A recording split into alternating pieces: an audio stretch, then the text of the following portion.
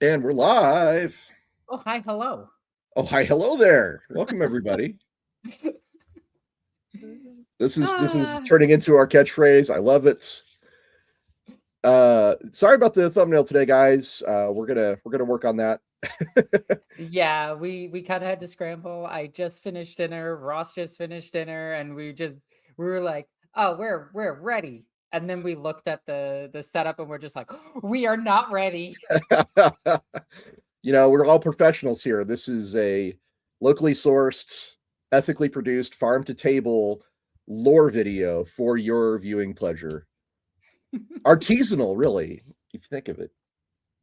We trickle in the power armor like this. Oh yeah. Oh my god, I could actually do it. Hang on. So Alexis has Heresy Armour Best Armor under her name. It's hard for me to argue with that. There's so many good periods of types of armor that are from the Heresy, but unless she might mean Mark V specifically, in which case we're going to have words. It is the Mark V. Oh no! It's so silly. No, it's my least favorite. We're gonna get over it. We're gonna get But to it. it's ribbed for your pleasure. Oh, I really don't want to think about that. Oh my gosh. All right, welcome everybody, and because we kind of need to do this at the beginning of every episode, my name's Ross Watson, and I am a Warhammer 40k author and game designer. I've worked on a bunch of video games, a lot of role-playing game stuff, and I worked directly at the studio for a couple of years. My lovely co-host is... Hi everyone, my name is Norn Queen Alexis. I am a avid gamer, a collector of all sorts of things that are too expensive. So many different armies. I am a painter and a gaming entrepreneur. Yeah. and cosplayer. The Oh, chat is saying you're coming in a bit quiet. yep, I will fix that right now. She's also a voice actress, which is a fun little fact. Yes. Now, I have there is a genre that you will recognize my voice from, but I'm not going to say what genre it is on this stream. awesome. Yeah, where are all the Twitch people? Surrogate Gala is asking, guys. We did kind of just throw this up immediately, so please forgive us. People are going to be trickling in, and yeah. All right. Well, hopefully we will have our audience come in today, because we're talking about, this is our part two. It's one of our first part twos, isn't it? I think it might be the first part two. I think it is. Yeah. Hey, check it out. We lived long enough to make a part two. I can't believe it. It lasted this long. So everybody, yeah, today we're there is a question. Oh, okay. That we should answer almost immediately. Gary Garrionson, welcome, sir. It's love to see your name. Only Space Marine power armors, he asks. Human power armors. Xeno power armors, question mark. No, today we're talking about Space Marine power armor, because this is a part two of our Who Are the Space Marines topic. Which I definitely did not put in the title. That's my bad. But, well, no, it's fine. To be honest, if we run out of things to talk about and we still have time in the show, be happy to discuss human power armor and maybe some Xeno power armor. That would be really cool. Yeah. Xeno power armor, I think the only thing comes to mind is like the Tau crisis suits, right? I mean, no, technically the Eldar armor is power armor. Technically correct, which is the best kind of correct. Yep. Okay. Oh, and Spyro rigs from Necromunda would also count. Mega armor. Oh yeah, mega armor for the orcs. Mega armor is powered armor. Unquestionably, there's no squat armor dissent there. You mean Lee's Votan? Yeah, the Votan have power armor. Oh, cool. Yeah, okay, that's something I'm not super familiar with. So, yeah, but we are talking strictly about Warhammer 40k Space Marine power armor. I even have pretty pictures to show, so I'm kind of excited to get into this. And we have a lot of information. We have a lot of fun facts and a lot of. I try to predict y'all's questions, but I never can quite get all the data, but I'll try to get as close as I can today. Look, we can never predict this chat. That's very, very, very true. Oh, there is one thing I did want to ask you before we start. Yes. Out of all of the power armors to exist, including tactical war suits and tactical dreadnought armor, which is Terminator armor, All factions, all everything in the history of forever. What is your favorite? The Spire hunting rigs from Necromunda. Oh, those are good. That is a Unquestionably. great answer. Do you want to know what mine is? What? Vitrain armor of the Sisters of Silence. Hmm. Because all of their cloaks that they wear on this armor interacts with the armor differently. And it's so cool. I love the idea that the Sisters of Silence can basically be invisible in their power armor because and they have these specular cloaks that they can wear with their power armor that makes it so that it's very hard to hit them. I can't wait until we talk about non-Space Marine power armor. I'm going to go in depth on the Sisters of Silence. Sisters of Silence deserve their own show. They are fascinating beings. Fun fact about them, they have acolytes that they travel with that have not yet taken their vows, and the acolytes can and do speak. In fact, they act as interpreters, which I thought was fun. Oh, they're just amazing. We got it. We're adding them to a list, and then I get to show off all of my miniatures that I have for it, and I'm definitely going to because I'm probably the only person in the entire world with a 3,000 plus point Sister of Silence army. Surrogate Guy says this should have been a tier list. You know, we probably can do one. I don't have any doubt about that. Might be good to throw the Xenos and the other factions in there too, though, if we're going to do it, because like a comprehensive power armor tier list. That would be kind of interesting. I got to admit, I know where Mark V would be for me. So, all right.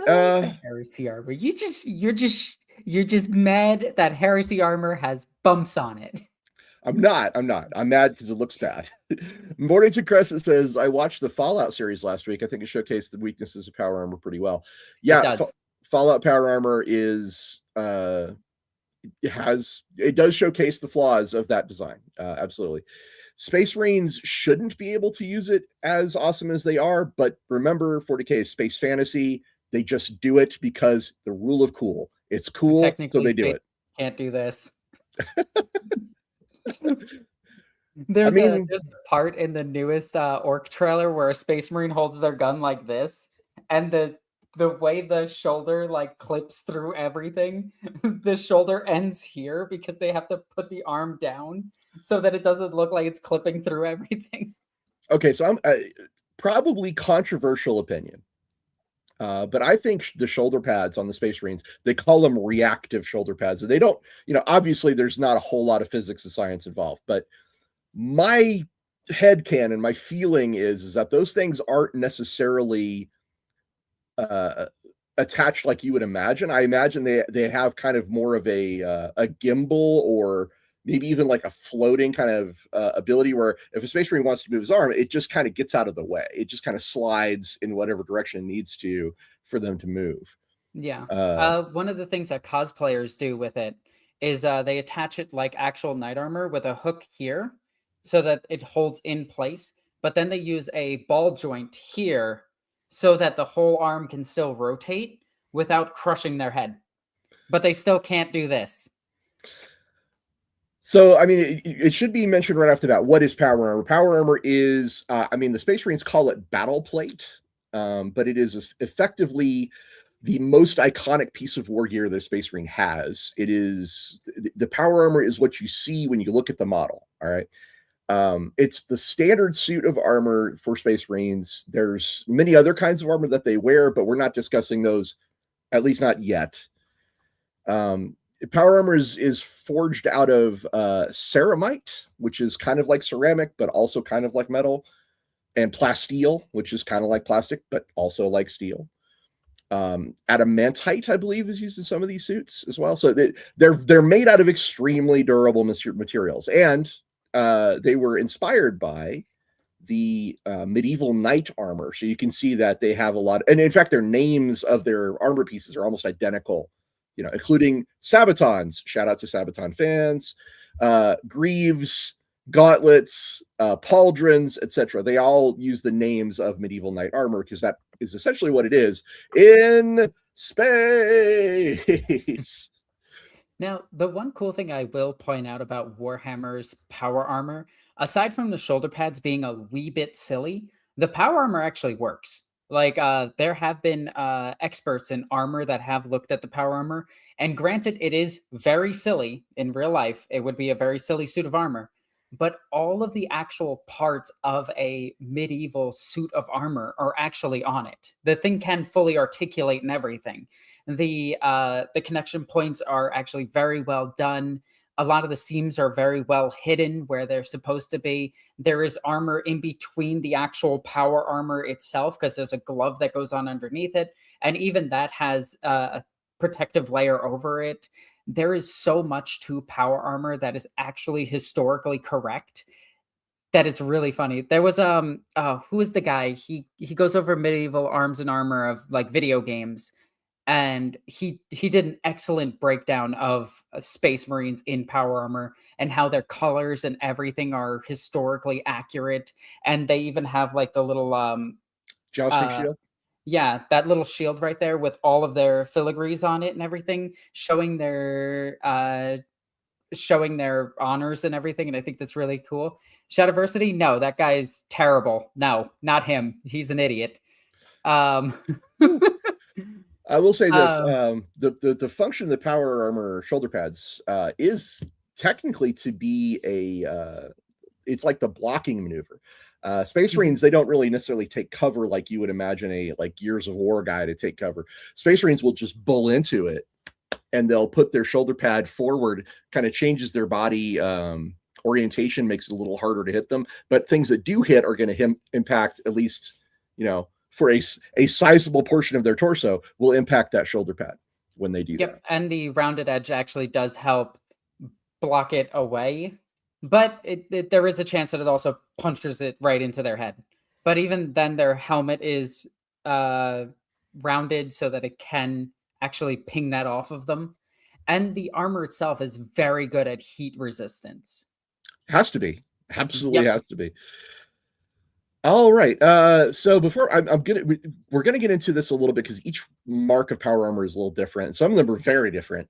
I'm trying to find the channel also that did this. You keep going. That's fine. There are certain systems that are universal to all marks of power armor except Mark 1. And those things are this: you have electro-motivated fiber bundles. These are replicating, augmenting muscle movement, so you're 2 to 3 times stronger when using it. And these are all all the things I'm about to mention are controlled by neural links through the Black Carapace implant of the Space Marine. Then there's the back-mounted power pack. We all knew this was coming. Subatomic microfusion generator is what I've been reading about this. And they have auto senses in their helmets. Auto senses are things that enhance your senses, little cameras, little microphones, little devices that make it easier for you to magnify or see things far away or close up, or hear things that are far away or close up. So the auto senses actually are very important because some suits have much better auto senses and some suits have not so good auto senses. There's the photo lenses. These things block out ultraviolet glare. They stop you from blinding flashes, things like that. But they also can pick up infrared and low light optics, which is really cool. There's a Vox grill respirator. Again, a lot of Space Marines don't wear their helmets, especially named guys. And frankly, their implants mean that, generally speaking, they kind of don't have to, unless, as long as you're okay with getting shot in the head as a potential risk. But the Vox grill respirator it's got all your typical communications gear. In fact, you can amplify your voice using it, as well as it blocks out toxic gases and things. One quick thing I want to add: the channel that I was thinking of is called EXP. He is a historian that goes over all sorts of video games and everything, but he's an actual historian with published books and everything. And he breaks down the Space Marine armor historically very well, and I highly recommend his work.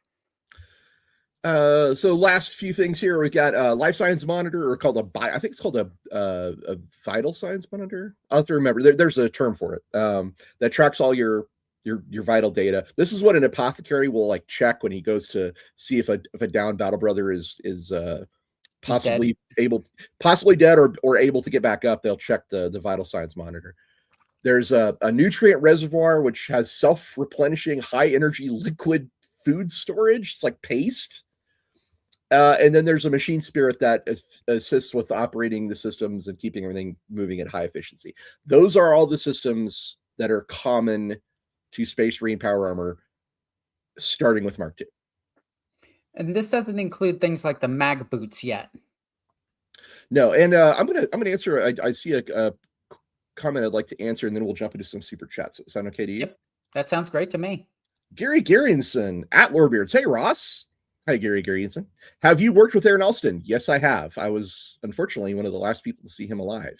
Unfortunately, he's a really, really cool dude. Super cool dude. Gary Garrionson says, I'm not really into Star Wars novels, but the Wraith Squadron novel is one of my absolute favorites.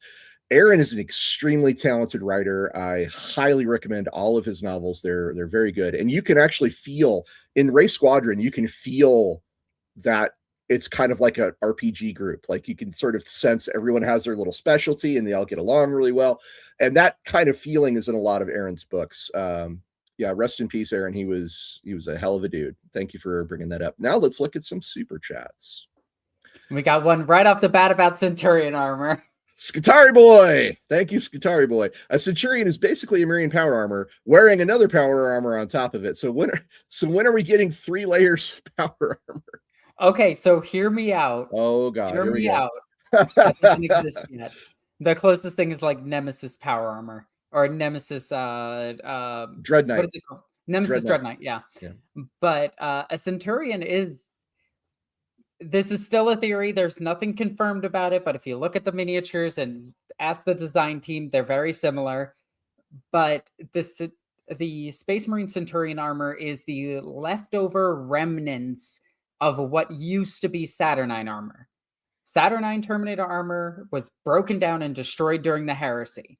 But what remained of it, the pieces they had left that they could produce, they turned into Centurion armor, which they then did put over a Space Marine, which makes them incredibly slow, which is something you don't want your walking tank to be, and then gave them even bigger guns. So that's something you want your tanks to be. But yeah, Centurion armor is a Space Marine in a Space Marine fighting Space Marines. That's a good way to put it. Yo, hey, bro, I heard you like Space Marines.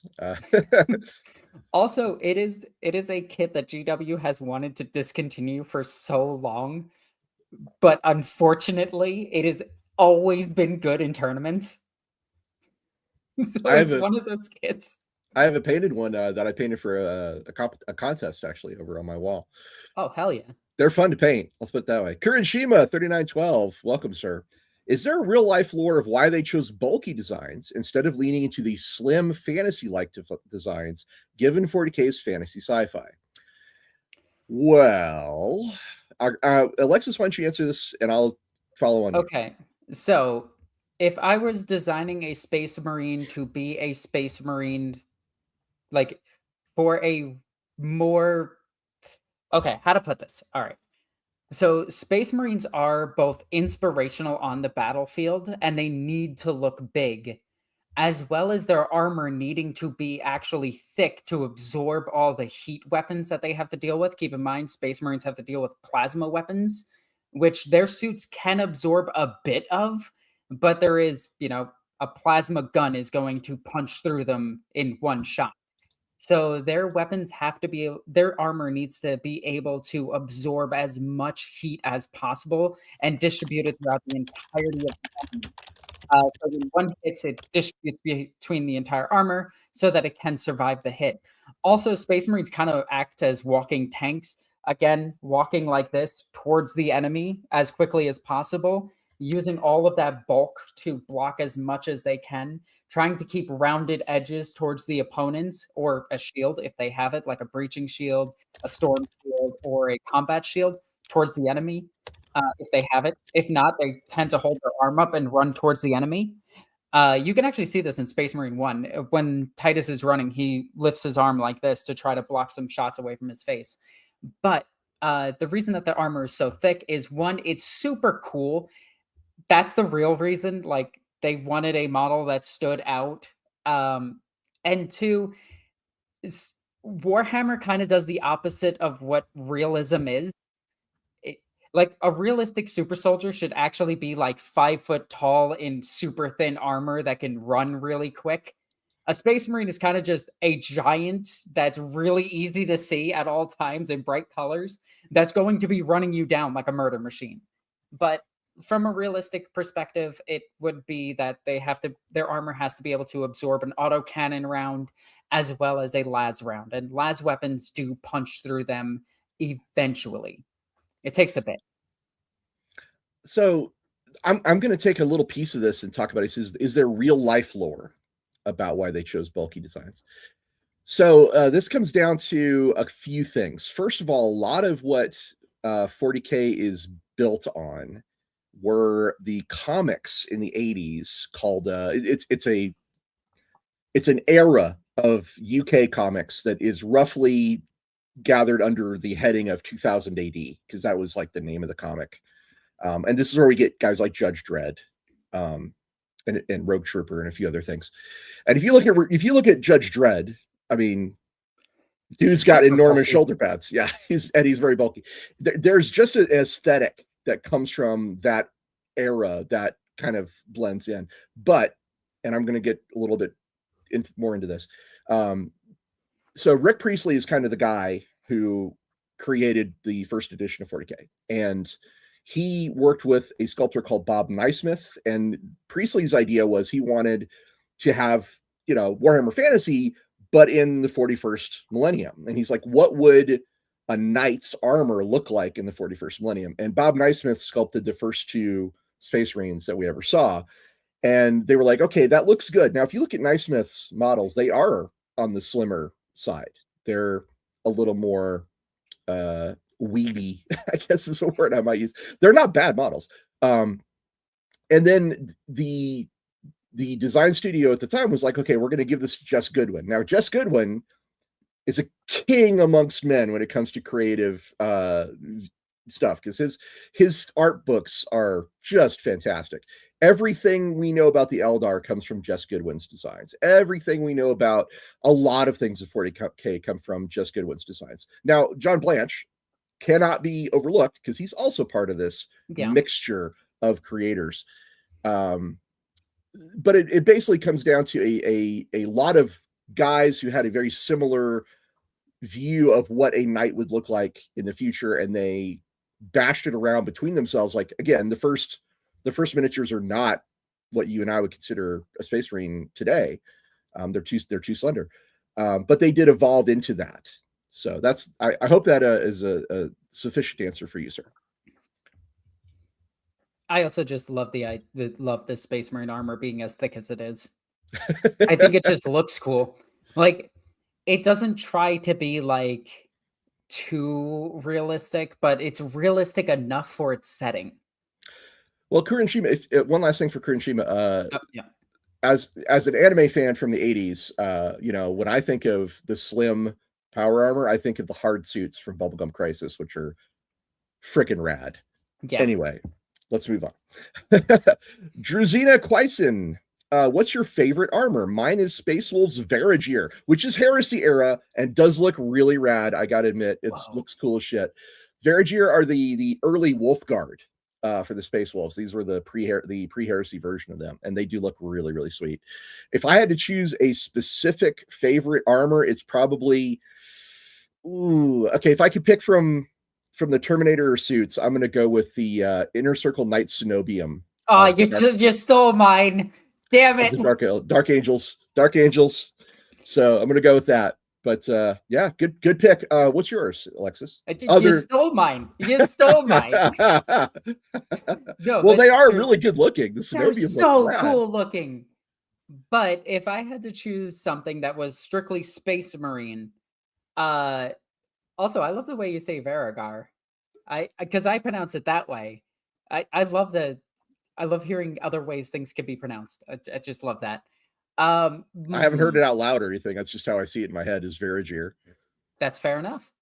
Oh, God. Okay. Favorite Space Marine armor.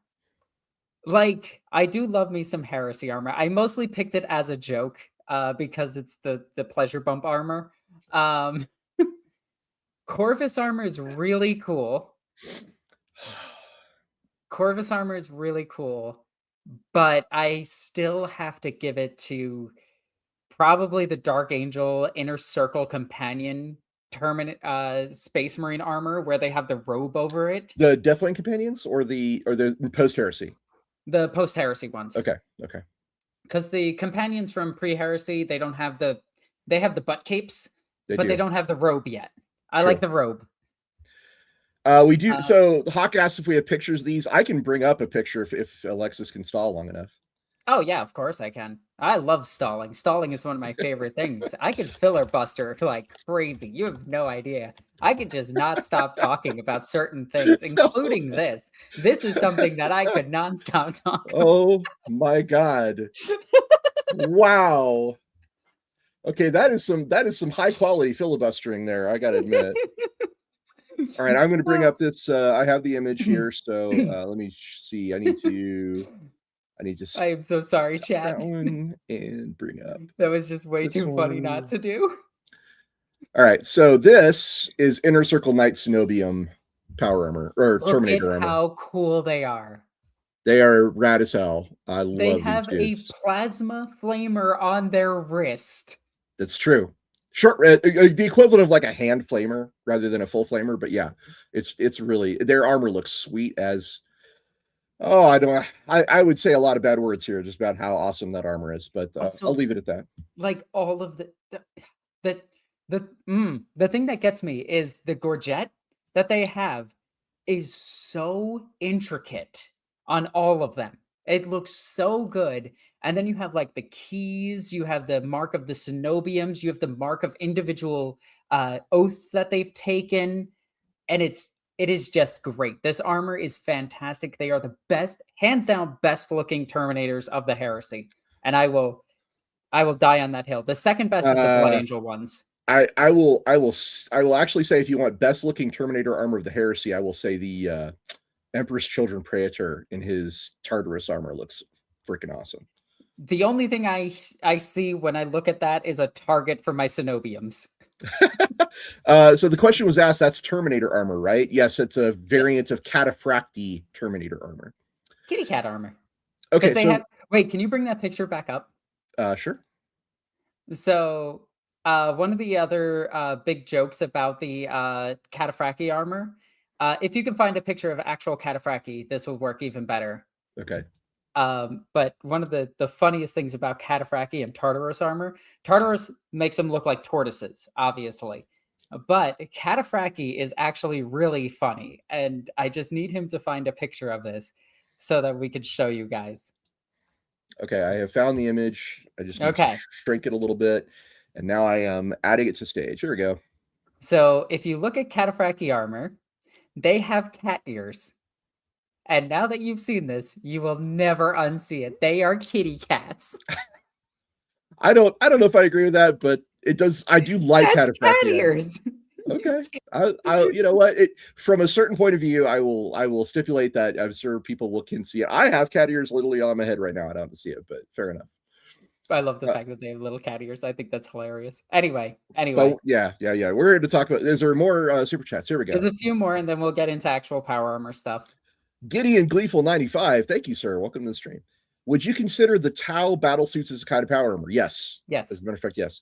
Also, given Sisters have an Organ artillery piece, I propose their super tank should be a carry-on. I think that's how you pronounce it.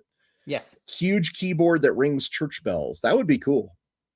One of my favorite conversions that a lot of people do is they take the Exorcist and they put it on a knight chassis and like have the organs and everything on top of the knight, and it looks so cool, and give the knight like these giant flails and the buzzsaw on the other hand, so it's a giant penitent engine. I love those conversions. Unfortunately, I will say this. I think the Skaven have the monopoly on church bell iconography right now, but I'm sure there's a cool 40K way to do it. I'd love to see it. Love to see a giant bell. That'd be cool. Skatari boy. So if you put a ratling in some sort of lightweight high-tech armor and you have the ultimate super soldier. Yes. Okay, Alexis, you're gonna have to explain this one. Okay, so This is actually more of a cyberpunk thing, but the more armored you can get and the smaller your silhouette, the faster and better you are at, well, being a super soldier, because you're going to be killing everything in the room. You want small and fast. So yes, a Skaven in power armor, very lightweight power armor that's like hopped up on everything, running around. Yes, that's what you want. Gideon Gleeful 95. Speaking of power armor designs, Sanguinary Guard. Heads got better, but Games Workshop bring back the nipples and big Bring wing. back the God damn nipples. it. Justice for nipples. Y'all grew up on some Joel Nipples. Schumacher films. Y'all grew up on some Joel Schumacher films, and it shows.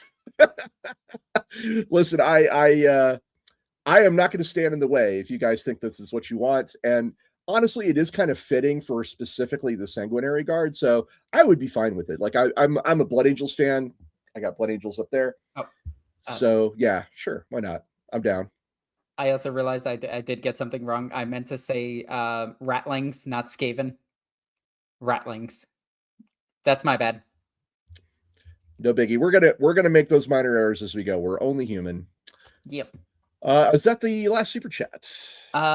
Yes. All right, cool. I have prepared some cool images for y'all, so I'm gonna do the thing where you can see the thing. And here we go. Power armor. So today we're going to be talking about power armor, and let's start with the very first power armor, the Thunder power armor. And this is obviously not what you see on Space Marines. There's a lot of good reasons for this. This armor was built for guys called Thunder Warriors, which were kind of like your proto Space Marines. The Emperor created a massive army of these guys to unify Earth in what's called the Unification Wars, and he fought with them, used them to sort of deal with all the Witch Kings and Overlords and techno-barbarian tribes that were running around on Earth, and got them all under his control thanks to the Thunder Warriors. And then he had the Thunder Warriors killed off because they totally ran a successful like counter against the Imperium, even though the Emperor totally planned that, and you also got rid of Astarte at the same time. There's a lot of mystery around how the Thunder Warriors went away, but we know for a fact they did go away, and their armor went away too. And why is this armor only ever used on Thunder Warriors? Well, it was designed for fighting on Earth. You'll notice there's no respirator. This armor does not protect you from any kind of environmental issues, especially that of space. And Space Marines need to be able to board enemy vessels, which means they need to have like a space suit. They need to have something that allows them to do this. So it turns out you need space for Space Marine. So the Thunder Warriors power armor, the Thunder power armor, went away with the Thunder Warriors, and we don't see it again. There's really not much of value with the Thunder Warrior power armor. It's just kind of like, Holy Artist asks, I believe he's asking, weren't there a few Thunder Warriors around, like in 30K or even 40K? They were definitely around in 30K. There were some that did survive the Purge, and they were on Terra up to and I think through the Siege of Terra. Post Siege of Terra, there is one. If there's one around, then he's like the last one. So it's in Trazine's vault. Okay, there you go. Trazine's got one. There you go. Yep. He's very proud of it too. There are some very big weaknesses to this armor. The entire back is exposed. Well, it's gotten all of the cables are just there in the back, and there's even cables right here, right next to the gut. So it doesn't even protect their guts too well. It really, the legs were not powered on this suit of armor. Only the arms were powered. It was really good in melee. But yeah, after this, it's ceremonial essentially, and I imagine only on Terra would you see this armor. So I mean, you might see this with some Ultramarines as like in their archives, like way in the back where they don't touch it. I mean, it's not impossible that the Ultramarines might have a copy of it, but yeah, it's unlikely. The only reason I bring up the Ultramarines might have it is because there were so many of them. That's true. But the only legion that was really a legion doing legion things when the Thunder Raiders were wiped out were the Dark Angels. So Yep. maybe. Anyway, let's talk about actual Space Marine power armor finally. Hooray! The Crusade armor, the armor where you can't turn your head. This is unfortunately a true fact. Crusade power armor, that helmet is fixed in place. Now, this is one of those things where multiple sources say different things about this armor. Where in the some Black Library novels, they do mention that they can turn, and the Mark II kits, which is this kit right here, you can actually pose their head in different directions. But that's more of a choice for the designer of the miniatures, which doesn't have too much to do with the lore itself. The lore itself, the helmet is very much fixed in place. It is attached directly. So the Space Marine can spin their head inside the helmet, and that's why the helmet's visor goes all the way to the side so that they can look. Mm-hmm. But yeah. So the Mark II is the first fully enclosed, void sealed power armor that the Imperium has to field. It's got some benefits, like there's these articulated hoop shaped plates on the legs, and that gave it good mobility. It gave it pretty good mobility. But other than having a good mobility and good protection, it was not great. The exposed cables on the legs.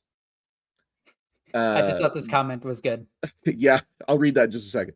The exposed cables on the legs made it a vulnerable point. And you'll notice that later marks cover up all these exposed cabling.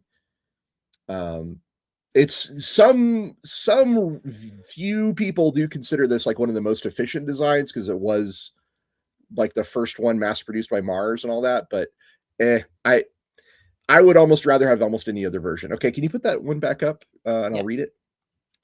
So Hawk Oddly says, "Why do you need to turn your head? Forward towards enemy and march." Right. Well, Crusade power armor was a very blunt instrument. It was made for exactly just conquest. Yep. This was the armor that was taken down most of the Xenos and everything. Like, this was the armor banishing the Eldar away from, like, the galaxy. This was the armor killing orcs. I mean, it wasn't this one, but there was... Which one was it that was the most numerous? Was it this one or was it the one after this? I think you might be thinking of Mark IV. I think it's Mark IV is the most produced one. Mark IV, almost everybody had it in the league, in the Heresy era. So yeah, you might be thinking of Mark IV. We'll get there. Yep. All right. So here we go. We've got actual minis of Mark II. You'll notice the helmets are turning, but those are Mark II armor. The way I always justify these miniatures is that this is the artificer version of it. Maybe. I mean, Iron Warriors might have just got in there and built something. But yeah, you can see the exposed stuff on the legs here again, really, really well. And that's just all you need to see there. You can also see that the plates actually shift as they walk. Right. You can see on the legs. Yeah. Down here on the legs. I guess you can't see mine. Anyway, it's on the legs. All right, cool. Let's go to Mark III, Iron Power Armor, baby. This one I really like. It's got that shovel helmet, which I kind of dig. Yeah, I'm a fan, and this is one of the toughest suits of power armor made. It was made for boarding enemy vessels, and it's got reinforced forward plating on almost every aspect of its armor. This is the helmet is also sloped. It's got a point to it. I'm not like a Grey Knight a little bit. It doesn't have a lot of mobility. This is like one of the slower suits of power armor. One of the you can't do backflips in this one. Unfortunately, it's uncomfortable for extended use and has a lot of high maintenance attached to it, but favored heavily by the Imperial Fists, as you can see in this image here, and the Death Guard. They were both big fans of this because it fit their style of combat extremely well. There is a whole thing about the Death Guard using this because it has more power for their heavy weapon teams. but that's a Black Library like sentence that's, well, take with a grain of salt. According to lore, this is the heaviest and most power-hungry suit of power armor. So maybe they had a special power pack or something. I'm not sure. But, yeah. And here's a squad of those guys. There's your Mark III tacticals right there. They have the cool German point spike on the top there, which I dig. I love that so much. It's just the one weakness about this power armor is while you can turn your head now, it is still limited, but the cables are still on the back. Like you can still get your cables cut if somebody flanks you. And Morning to Crusade points out it is copyright concerns if you call it Iron Man armor. Yes, legally distinct Mark III Iron armor. So the Iron armor, like I want to say that came out in the late 90s as a thing.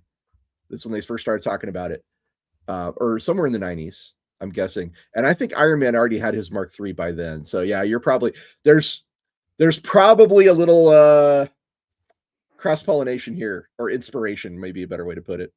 There is a comment I want to bring up. You do see this a lot of Plague Marines with that helmet. Absolutely.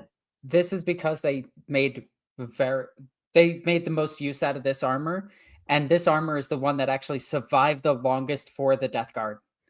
This and the Imperial Fists also used a lot of this, because again, this is your void boarding armor and your frontal assault armor. And but I mean, just strictly in 40k, this is the armor you see most associated with the Death Guard at this point.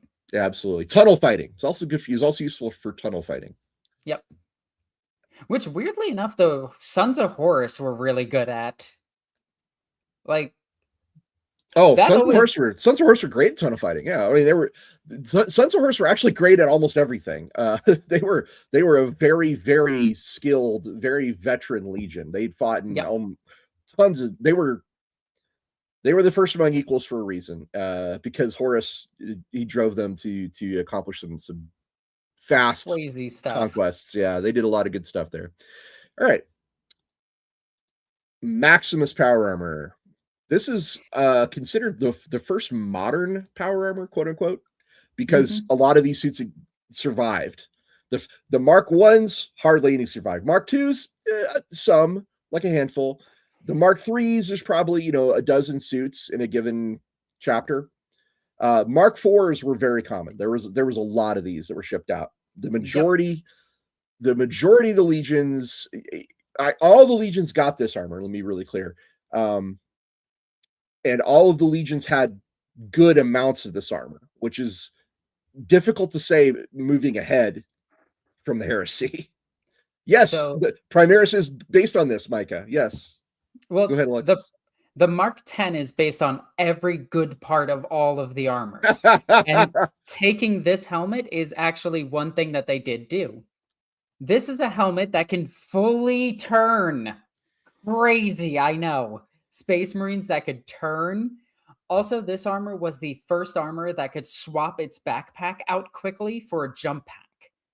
So this armor was more forward thinking than the rest of the armors, which were more like, here's a unique thing that this armor needs to do. This armor was a all-arounder armor, so they could throw on a jump pack. You could have a breaching shield with you. You could be gyroscopically stable with this armor. Yeah, this is just a good armor. This is also the most common for the inductii to have as well. Yeah, for the inductee is how it's pronounced. The inductee. For Horus Heresy were the mass-produced, holy shit, we need Space Marines now. Let's make some inductee. And those guys mostly got Mark IV. But to be clear, all of the armor up through Mark VI was available during the Heresy, just during different periods of time. And depending on warp travel, it right. could have gotten armor before it existed. What I'm trying to say is Mars. Let me rephrase. Mars produced Mark II through Mark VI during the Heresy and shipped them out to every legion. Every legion had access to them. Just it depends on where that legion was at the time and what was going on, because there's a lot of things that blocked the supply chains. And we'll get into it. But the Mark IV is it's iconic for a lot of reasons. It's extremely power efficient. It is the first one where all of the power cables are tucked away safely. They finally did it. They tucked them in. Yeah, the Mark III looks really heavily armored from the front, but on the back you can see the power cables. This one does not have that issue. It's also got advanced materials and superior mobility. This is at this point, this is the most agile suit of power armor. Yep, this is power armor you could run in. Okie dokie. And we've got a cool picture of a squad of Heresy era Ultramarines in Mark IV armor. Check out those bad boys. I will unironically say that I absolutely love the Ultramarines. I think they've always looked really cool. So Mark IV armor, for anybody who doesn't know what I'm talking about, is the one that's got the chest straps. If you see chest straps on the plate, that's a Mark IV plate. All right. And now we get to the controversial one. Mark V Heresy power armor. The pleasure bumps. This is my least favorite power armor. I think it's ugly as sin. It's ugly as sin. Yeah, it's ugly as sin. I'm gonna stick with that. Alexis, what do you think of Heresy power armor?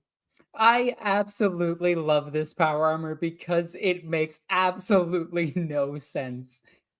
The only logical thing I can think that those bumps would do is deflect more rounds and shrapnel, but they fundamentally do nothing.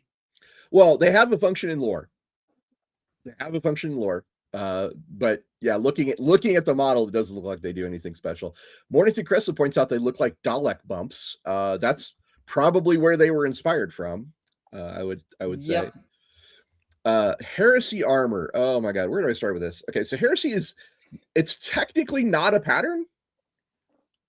This is a stopgap solution for legions that were getting mauled during the Heresy, and they had to have some way to repair and replace damaged parts of power armor in the field. They couldn't just go get a new suit of power armor because all the supply lines were disrupted and Mars was having a civil war and all kinds of crazy stuff was going on.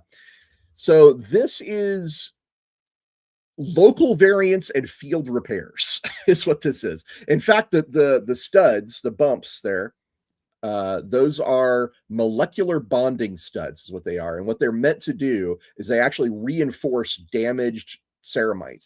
So if you see a pauldron or a shoulder pad with all the molecular bonding studs on them, that means that was actually damaged at some point, and that the bonds, the studs are like holding it together, reinforcing it in place. What should I call it? No, you are 100% correct. I know, but this guy got shot in the dick 3 times.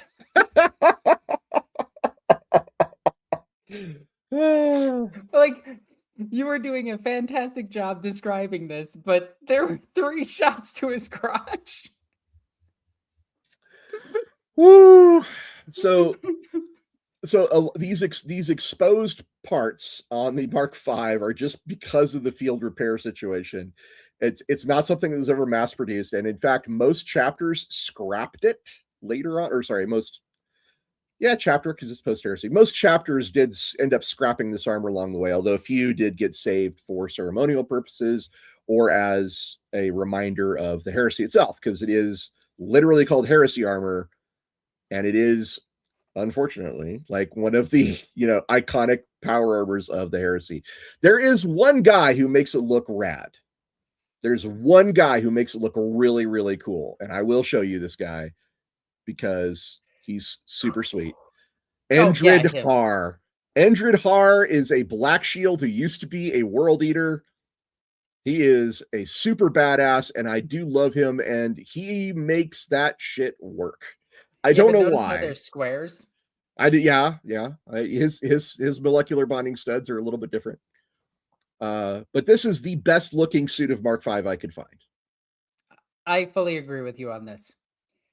For the future, in 40K, this power armor is most associated with the Emperor's Children. You can still see Emperor's Children models today. that do have these bumps on them.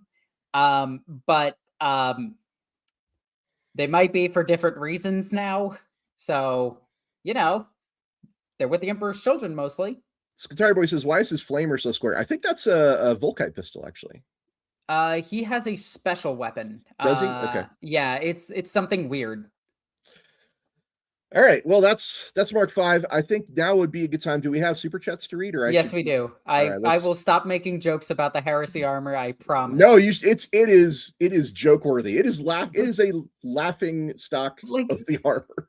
Even Games Workshop's design team knows it's a joke and put it with the Emperor's children.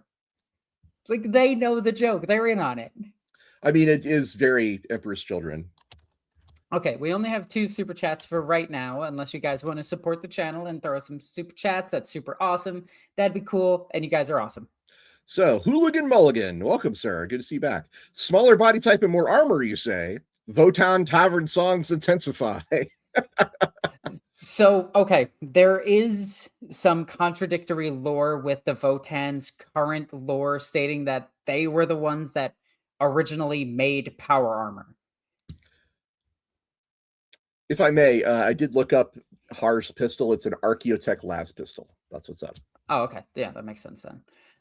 Now, is that true? I'm sure for the Votan that's true, but the Imperium is different, and contradictory sources are a part of the setting. So, yeah. But Votan power armor is different, but it's also better. So keep that in mind, because they constantly innovated over 10,000 years, unlike the Imperium. They're not afraid of trying out new things, the Votan. Yeah. All right, Scutari Boy, welcome back. Mark 3, the first armor you probably get in Minecraft. It does look like Minecraft armor. It really does. It legit does. Yeah, that's a good one. I like that. All right, that is it for now. All right, cool. I'm going to go back to my cool, pretty pictures. All right, so we're done with Mark 5. Now we're talking about my boys. Mark 6, Corvus power armor, the beaky armor. Now, I have a question for you about this armor. Yep.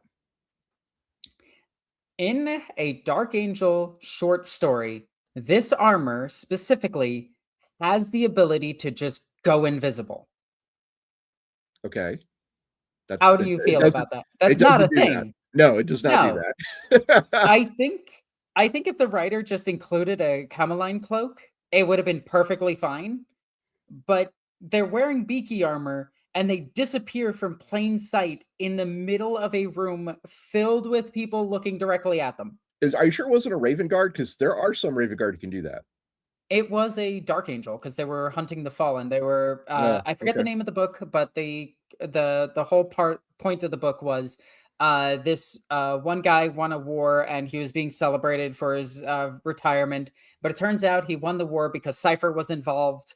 And because Cypher was involved, the Dark Angels came, and then they killed him and declared him a heretic. Yeah, but he disappears in the middle of a crowd with Corvus armor on. I just thought that was neat.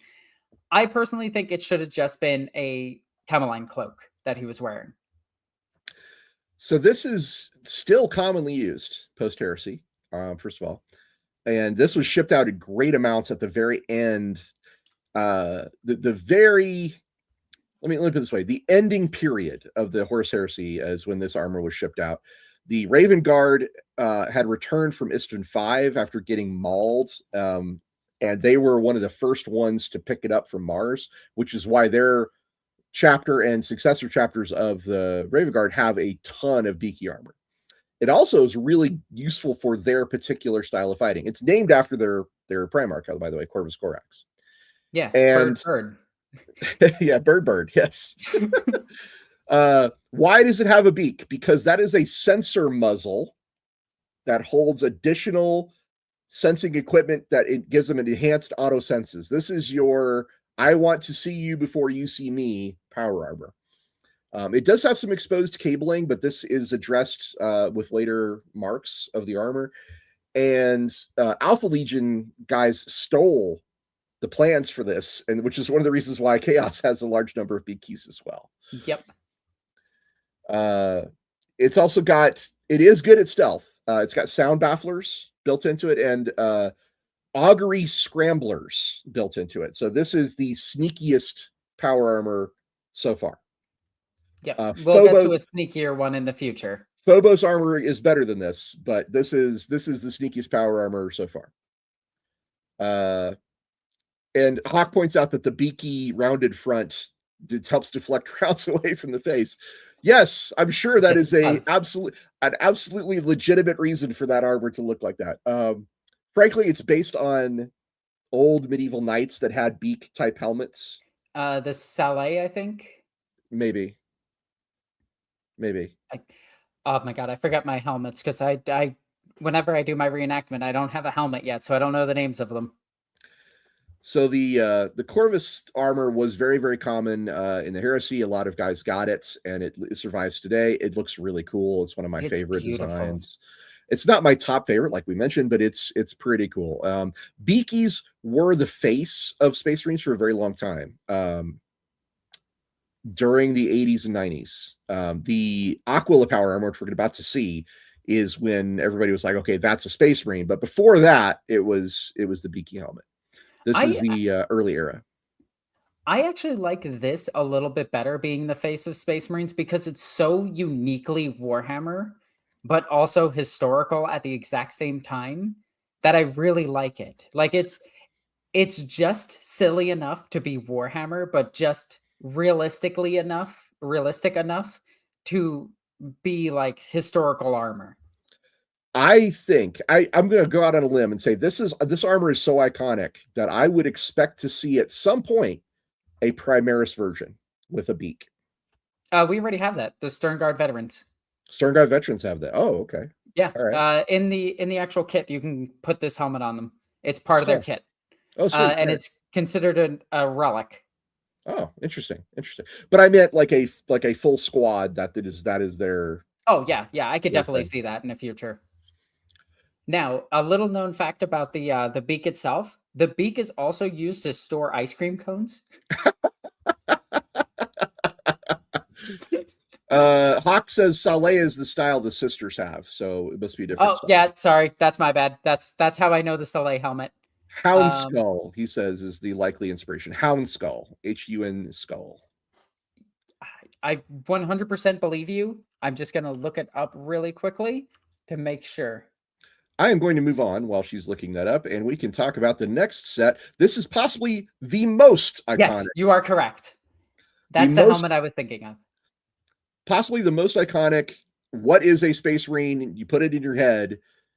Is the Mark 7 Aquila power armor. This was the standard for decades, I think. Probably, let's see, 2016, at least over a decade. This was the standard everywhere. Space Marine. If you ever went to Games Workshop, they had a statue of this guy out in front of their headquarters for many, many years. Some people say that the helmet is a downgrade from the beaky. I agree, but it is very angry. It's a very angry helmet. Yes, it is. And it does, I mean, as a whole picture, like this kind of screams Warhammer more than anything else, I think. I also love that the Chaos Space Marine version of this armor has like angrier eyes, and that's it. Oh, and Karn's mouth grill has teeth in it. Yeah, the Chaos versions of this armor are pretty wild. So Mark 7 is called Aquila armor. This was available at the Siege of Terra. This is Mars managed to get, or sorry, there was a raid that was carried out by the Blood Angels, and it involved the Dark Angels and a few other people, and they went to Mars during the schism, during the Civil War, and they fought really hard to bring back suits of Aquila armor to Terra to wear during the Siege of Terra. So it's technically Heresy era, if you want to be technically correct, but it was only at the very, very, very last second that this armor got fielded for the Horus Heresy. Fun fact: the helmet of this model in particular inspired the Bionicles. That makes sense. So what's the deal with Mark 7 armor? Well, it's fully backwards compatible with Mark 6, which is pretty great. You can just swap any parts in and out. It's called Aquila armor because it's the first armor to show the Imperial Aquila. in this case, we're actually seeing the Space Marine symbol, which is the winged skull. But the Aquila as a symbol was not available to Space Marines until post-Heresy. Why, you may ask? Why wasn't the Aquila symbol available to Space Marines pre-Heresy? Pre-Heresy, the Emperor had decided that the Aquila was an honor that could only be won by the most skilled perfect legion, which was the Emperor's children. They won the right to wear the Aquila. Now, they had a version of the Aquila called the Palatine Aquila. We're getting some really nerdy shit here, but it's just an Aquila with like curvy wings. Okay, that's the difference. So only the Emperor's children wore the Aquila prior to the Siege of Terra, which is where these guys came out. That's why it's called Aquila armor. I love that only now are we getting nerdy. I mean, we're getting super nerdy. I mean, the elevator is descending deeper into nerddom as we go. The other cool thing about this particular piece of power armor is this power armor's backpack could also be switched out very easily for all the different styles of jump pack. So this armor, towards the end of the Heresy, when it was getting damaged, they were just throwing parts on it. They didn't really care what set of armor it was. They were just throwing parts on it and trying to get that Marine back onto the battlefield as quickly as possible. So that's why towards the actual like Siege of Terra, you had Marines with all sorts of different piles of armor on them because they just had to rush. And the skeleton of this armor is so important that because it can be switched out so efficiently, that they would take these from the dead and just run the dead back and just switch out their armor. This design allows for very easy repair and integration with other stuff. Hawk Oddly says, could you wear this with a beaky helmet? You absolutely could. Yep. You'll notice that it does cover up the cabling, although the guy on the right even has a stomach protector. I'm not sure what that's called. There's some kind of term for it that protects those cables at the abdomen. This is the mass-produced standard legacy armor. This was available to all Firstborn Space Marines, and all Firstborn chapters had it. It is by far the most common suit of power armor prior to the era Indominus. And then let's see. Also somebody did bring this up. This was the 2nd edition power armor all the way up until the 4th edition power armor, where it was the most popular power armor. Then they remade the set and introduced the next set of power armor that we're about to see. Yeah, but I do want to show some models. Oh, yeah, of course. Anybody who remembers when Ultramarines got gold instead of yellow, here you are, guys. This is your early 2000s Ultramarines right here. I'm an old man. I remember these guys well. I love this. So that's what. Oh, you'll notice there's a beaky helmet right there in the middle. Yep. Right in the middle of the squad, there's a beaky helmet. Now, what annoyed a lot of players is that you only got one beaky helmet per 10 guys. So to get a squad with beaks, which was a high honor back in the day, keep in mind this is pre-3D printers, you would have to go to bits trades, and that helmet was like $5 versus everyone else's who was like 30 cents. You may have to describe what a bits trade is. Bits trade is when you build your Marines and everything and you get extra options. You put those options into a gigantic container that I have on the floor over here, specifically mine.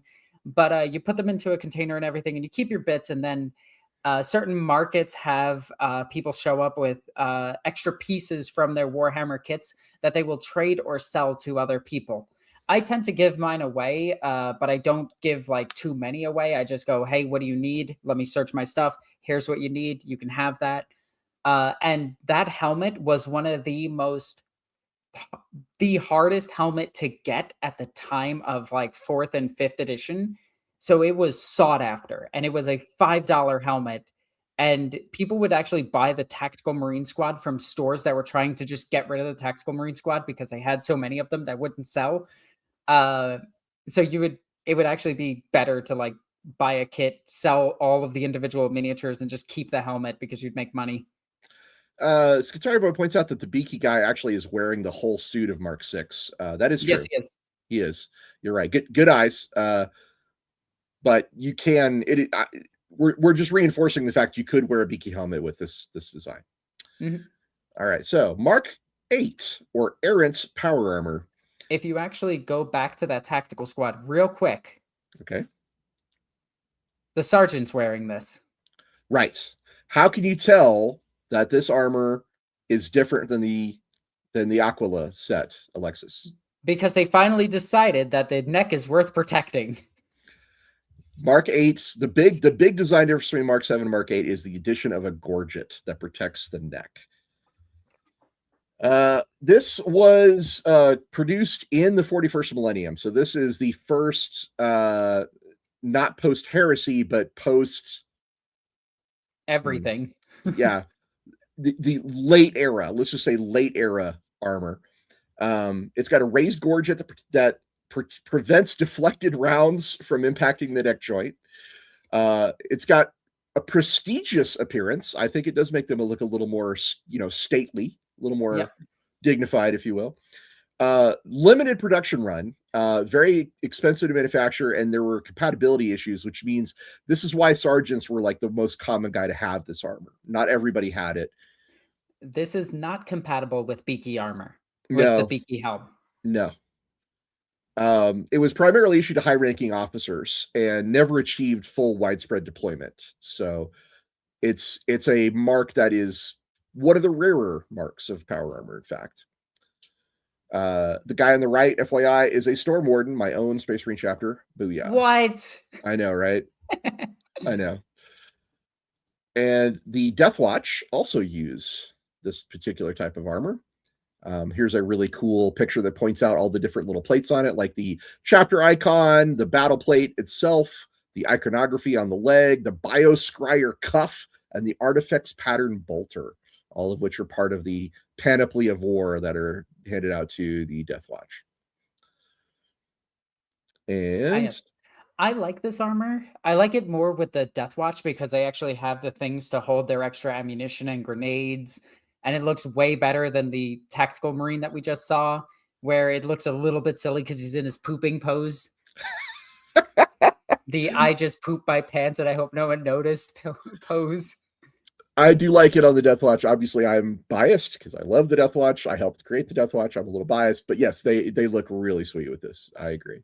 Also, the Death Watch was the Death Watch miniatures was GW's first attempt at making true scale Space Marines because they were a little bit taller than the older Space Marines. It's true. And now we're at Mark 10. Okay, where's Mark 9? Everybody's like, what's going on? Where's Mark 9? Mark 9 is the missing link. It's the missing mark of power armor. Games Workshop has basically just skipped it with no lore with no lore explanation as to what. I have a theory that it's actually just the Aegis armor that Grey Knights wear. That I agree with that. I agree with that. Because it makes sense that it would be a secret. And Aegis armor is its own pattern of power armor that is different than all other power armors, and is the only power armor that Mark 10 doesn't take from. I think Microsoft skipped Windows 9 too. I think they went straight to Windows 10. I think they did. It may appear in the Mark 9 may appear in the future. It would be a really cool thing to show in a background book, like something from the Black Library. It would be a really cool thing to have as like a Games Day miniature or something. That'd be kind of fun to have. I'm not going to rule it out. Like someday we might see the Mark 9, but right now there's no image for it. We don't know what it looks like. Yeah. We're speculating. We're wildly speculating about it being the Aegis armor of the Grey Knights. The Mortal Kombat X power armor. Do we have super chats to read? Yes, we do. Yes, we do. All right. All right, so let's see. Mortal Kombat. Dun, dun, dun, dun, dun, dun, dun, dun, dun, dun, dun, dun, dun, dun. Mortal Kombat. Okay, we are on this one. Hooligan Mulligan, thank you, sir. So what you're saying is Votann stay winning. This was about the comment about the Votann stating that they are the ones that designed power armor originally. Well, they designed really good power armor because Votann power armor is good.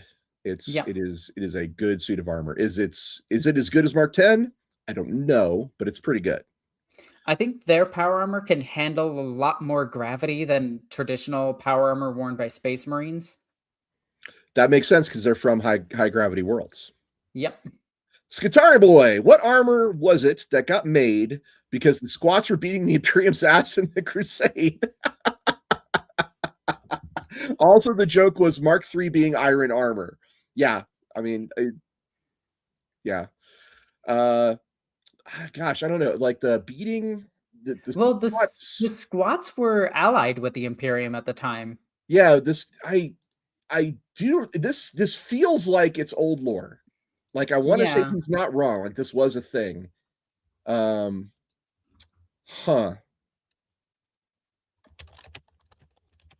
I'm not sure. I don't know. I will admit that I don't know.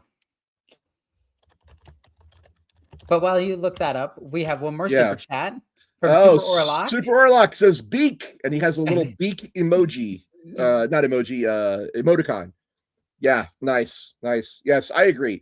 Beaky armor rules. And you know, I'm an old man, so when I first saw Space Marines, they were wearing the beaky helmets.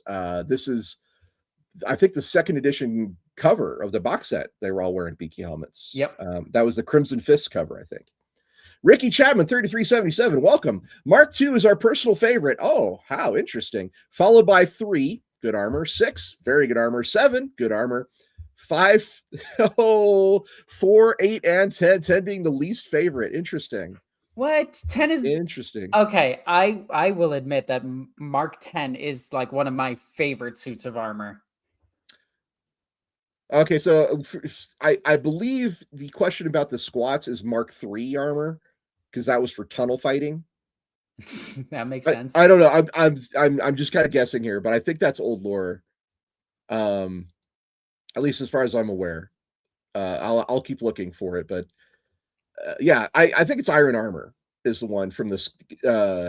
Something about like there was a fight over the squat homeworlds and stuff. This is all lore that I've kind of pried out of my brain, unfortunately. Grim Isaac, welcome, sir. Poor Hammers Brad tried to make a Death Squad combat patrol, but it pissed him off because the squad rules are a complete mess.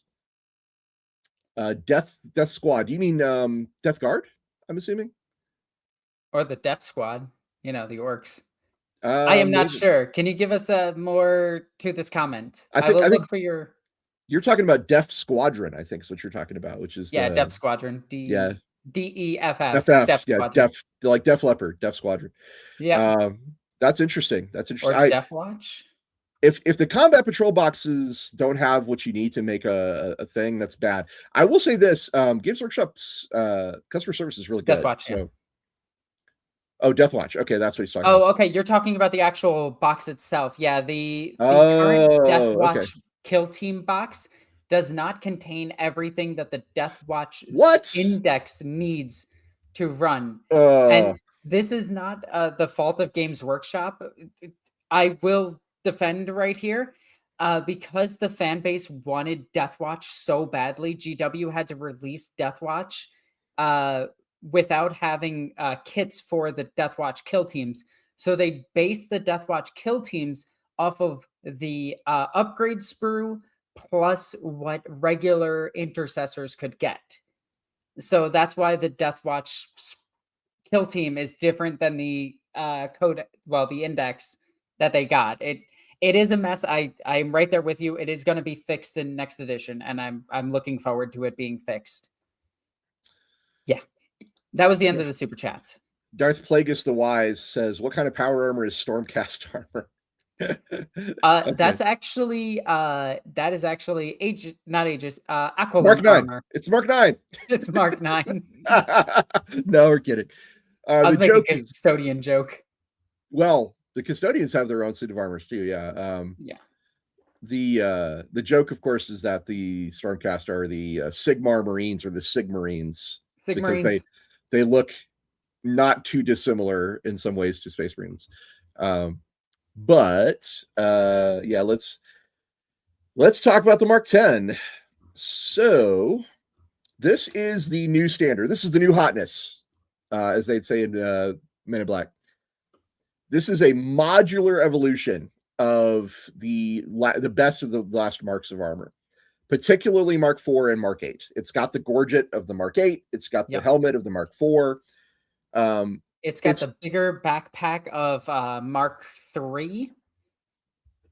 And there's actually 4 different types of Mark 10. Well, right now, there is one type that splits into all of those. Right. What we're looking at is what's called the Tacticus version of Mark 10. Most common with intercessors, right? Assault intercessors, jump intercessors. The Outriders wear this armor. Basically, their attack troops and their basic troops wear this. This is the new standard for Space Marine armor. It's the future of Space Marine armor, basically. It's got superior technology. It's very versatile. It's got enhanced protection. This is the best suit of power armor Space Marines can buy, basically, at this point. Again, there's 4 different types, and we'll get into what those are and why they're different. The Tacticus, the main thing about Tacticus is it's balanced. It's good at a lot of things. It's jack of all trades, master of none. The other types. I have a list of all of the models that just use the Tacticus, if we want to go through them. Go for it. Okay, so we have the Intercessors, the Assault Intercessors, right off the bat. I'm not going to count the ones that are in Artificer versions of this armor. I'll get to those later. But we have the Jump Pack Intercessors. We have the Desolators. We have the Hellblasters are in this. The Infernus Squad is in this. We have the Outriders that are in this. We have the Invader ATV that's in this. We have the Stern Guard Veterans are in this, though theirs is more characterful. We have the technically Vanguard Veterans of the new Vanguard Veterans are wearing this, but that's also a type of Artificer version of it. For the ones wearing Artificer versions of this, we have the Blade Guard Veterans, we have the Company Heroes, we have the Victress Guard, we have the trying to go through this again. I think that's it. Well, technically the Wardens of Ultramar also, but that's the Ultramarine list. That's it for the Tacticus armor. You'll also see that Blade, what are they called? Sword Brethren of the Black Templar are in Tacticus armor. That is Artificer version of Tacticus armor. And you might be asking yourself, what is Artificer version of Tacticus armor? Artificer armor just refers to a more artistic rendering and better use of the particular armor. They take the systems and everything and make them slightly better, but it is still inherently the same mark. So that's a squad of intercessors right there. I just thought I'd bring that up while you were talking about it. Yep. I do have images for the other types. I'm going to bring down this thing here too. But so I could run a poll if we want to talk about power armors. We could start doing a poll if you think that would be valuable. I'm all for a poll. All right, you guys. So I've got 4 options. Start spamming what you think are the best 4 options I should put, or the worst 4. I don't know. Pick 4. I'm gonna go to the YouTube page and start setting up the poll right now. If I was, you guys already know my feelings on the matter. I don't like the Mark V. I do love the Mark VI. So while he's doing that, I'm going to answer a couple of questions really quickly. What about the Space Wolves armor ruins? This particular set of armor is called the Runic armor, and it is a rune enchanted Space Marine armor, though we don't know if the runes actually do anything. You'll see things like Iron Priests in this, and they're definitely not Psychers in this. It is runes. The rune armor can also be Mark 10 armor. The rune armor is just runes enchanted onto armor. It's typically on Mark 6. No, it's on Aquila and up. So yeah, rune armor is really cool. The Space Wolves use it, and it's just awesome. I love it. Let's see. Do we have any other questions? Do we have any super chats? No, we don't. Poll has been started. So there are 3 other types of Mark 10. One of which is Well, they're all interesting, but one is kind of less interesting than the other two. So I'm just going to say that off the top of my head. Drop that down. Okay, so let's talk about the in my opinion, least interesting version. The Omnis? The Omnis. The Omnis armor. Yeah, that's the one I'm bringing up right now. Yep. So here we go. This is Omnis Mark 10 power armor. It's got cool little stirrups that fit in for its grav plates. Now, what is cool about these guys, though, is these guys can jump from orbit. This suit of armor can actually absorb the impact of orbital drops. So that by itself is really, really cool. Though they do have a thicker version that is used. This is the suppressors. They are the smallest version of them. But the what are they called? They're not in the Inceptors. The Inceptors wear a slightly thicker pile of armor on them that is more akin to Gravis armor, but it is Omnis armor. And the Omnis armor is really good for orbital drops or landing into hot zones. I'm surprised Captain Titus doesn't actually put it on at any point during Space Marine 2 and just jump into battle. I wish he would switch armor. That would be freaking sweet. Yeah, like he has Mark 10 armor. Let him switch his armor. So this is actually a blend of the light armor, which is the Phobos armor, and the heavy armor, which is the Gravis armor. Yeah. And it's got a built-in jump pack, which it's a lightweight, durable suit. It's good at doing grav drops, jump insertions, and it's got support for carrying the big guns. I just don't think it looks very cool. No, it is a little silly. There's other variants of this can carry 2 heavy bolt pistols, which are heavy bolter pistols. Like some machine guns that are heavy bolters, yeah. Yes, and then another one can carry plasma, like not plasma guns, plasma cannons, just dual plasma cannons. These ones are unfortunately the worst out of them. They carry an autocannon, which sounds really cool, but they're a very hard kit to actually buy, and they kind of just suck. They just kind of suck.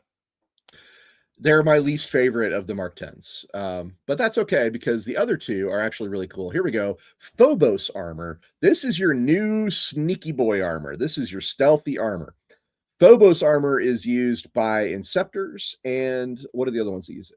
Not Inceptors. I'm sorry. These are used by Reavers, Eliminators, Incursors, Infiltrators. Technically, the Invictor Warsuit the guy is using is in there in it. Reavers, you said that. Yeah, that's it. Okay, yeah, but Phobos is your it's got your high agility. It's very this is your streamlined. This is as streamlined as it gets here, basically. Infiltrators use it. Incursors use it. These are suits for covert operations. It's lighter weight and greater mobility. I think it does look cool. I really like it. I've always liked this armor. Micah says this is the slim armor we talked about before. It's the closest thing to it. It's still not a hard suit or anything like that, but it's the closest. It's the closest we get to a lean and mean power armor. Also, here. The shoulder pads on this make a lot more sense. Agreed. And these are like slimmed down versions of the shoulder pauldrons. Funny enough, this suit is actually closer to like a 14th century knight armor than the other suits of armor because of where that shoulder pad actually is and how it sits. I really like this armor. It's typically used with either very light weaponry so that they can run really quickly, or very long-range weaponry like the Vlas Fusel or the Bolt Sniper Rifle or the Incestin Carbine, which for some reason is a sniper rifle also, but shorter range sniper rifle. Micah says they're stealing the niche of the Elysian drop troops. They kind of are. Yeah. And Darth Plagueis the Wise asks, do they have life support systems in the armor? Yes, but, and this is important, Space Marines without armor can survive in outer space. Space Marines without armor can breathe in toxic environments. It's just easier to do that when you're in power armor. So the power armor suit is like a spacesuit in that it is a fully void sealed. It's fully environmental. It protects you from toxic hazards and things like that. But there's reasons why Space Marines can and often do run around without helmets. They are literally just that tough. So also, you can shoot a Space Marine in the head with like a regular 9mm and it won't hurt them. It'll probably give them a headache. It'll sting. Yeah, it'll be like, ow, dang it. Here's my absolute favorite version of Mark 10, the Gravis Power Armor. The Gravis Power Armor is a beaut. These boys are beefy. So the Gravis Power Armor is power armor that is worn by the heavy intercessor squads. Your basic intercessors can wear this suit of armor, and they are considered heavy intercessors. Go figure. This is also worn by the aggressors, which swap out the Boltstorm Gauntlet that's on this one to having 2 Boltstorm Gauntlets, 2 flamethrowers, or whichever system they prefer. This is also used by, going through the list, Eradicators, your Melta equivalent, who can just walk through entire tank fields. This is also used by, I think that's it. It's got a built-in jump pack, retractable helmet shield. It's very much more robust, reinforced ceramite. It's favored by guys that need to get in and fight at close range. This is your enhanced protection suit. Honestly, this image does not do it justice. The models look cooler, in my opinion. And aggressors are my all-time favorite Primaris model. I love aggressors. I think they do look very cool, but Eradicators are where it's at. It's jump pack capable. That's the important bit. You can throw a jump pack on it. I was just reading it that it's got a built-in one, but the jump pack variant is used by Inceptor squads. Okay. Yeah. All right. Yeah, we need a lieutenant in Gravis armor, says Guitar Boy. Okay. Look, no joke. We actually do. Oh my god. I actually want a lieutenant in Gravis armor, and I want a lieutenant in Terminator armor. And I will die on this hill that we need those, because I need those lethal hits on Terminators. They are, Micah points out, they are a light version of Terminators. Yeah, the Gravis armor is a sort of intermediate step in between power armor and it's called tactical dreadnought armor, which is Terminator armor. Oh, we've got do we have super chats to read? Because this would be a good time. It's this one. Just this one. Okay. WebChef 3038. Welcome to the stream, sir. Finally caught you live and loving these discussions. So here's a small token. Win part 2 of NIDS soon. Yeah, soon. We're actually looking at February for our next lineup of shows, and I'll try to make sure that gets in there specifically for you, sir. We do want to talk more about Tyranids, and there's all their little bioforms. I can't wait to talk about all the hell yeah. The bio titans are super cool. The bio ships are super cool. There's a lot left to catch up on. The ancient one. Yeah, for real. So now, Alexis, I know you've been waiting. I know you've been on the edge of your seat. Let's talk about human power armor, not space marine power, human power. Okay. So when we say human, there's going to be a little caveat here, because Sisters of Silence they are human. They're for a certain value of human, yeah. Yeah. We start with the veteran armor of the Sisters of Silence. And the Sisters of Silence have a special type of power armor that helps amplify their null abilities. And it is very light power armor. They are extremely fast. Sisters of Silence are nuts when it comes to how fast they are. They have been known to be able to kill Space Marines pretty easily, especially if they have a custodian nearby. They themselves can amplify their abilities with the cape that's on their armor, which is built into the armor itself. So depending on which cape they have on this armor gives them different abilities. There are capes that help them be harder to see, harder to perceive. There are capes that act like force field generators for them. So this armor actually does have built-in force fields depending on which style of armor it actually is. And it really depends on that cape. I know that's weird to say, but that's important for this armor. Yeah, it's spelled V-R-A-T-I-N-E. So I'd say Vratine. How did you say it? Veteran or Vatran. You know what? It's cool. I actually like the way you said it better.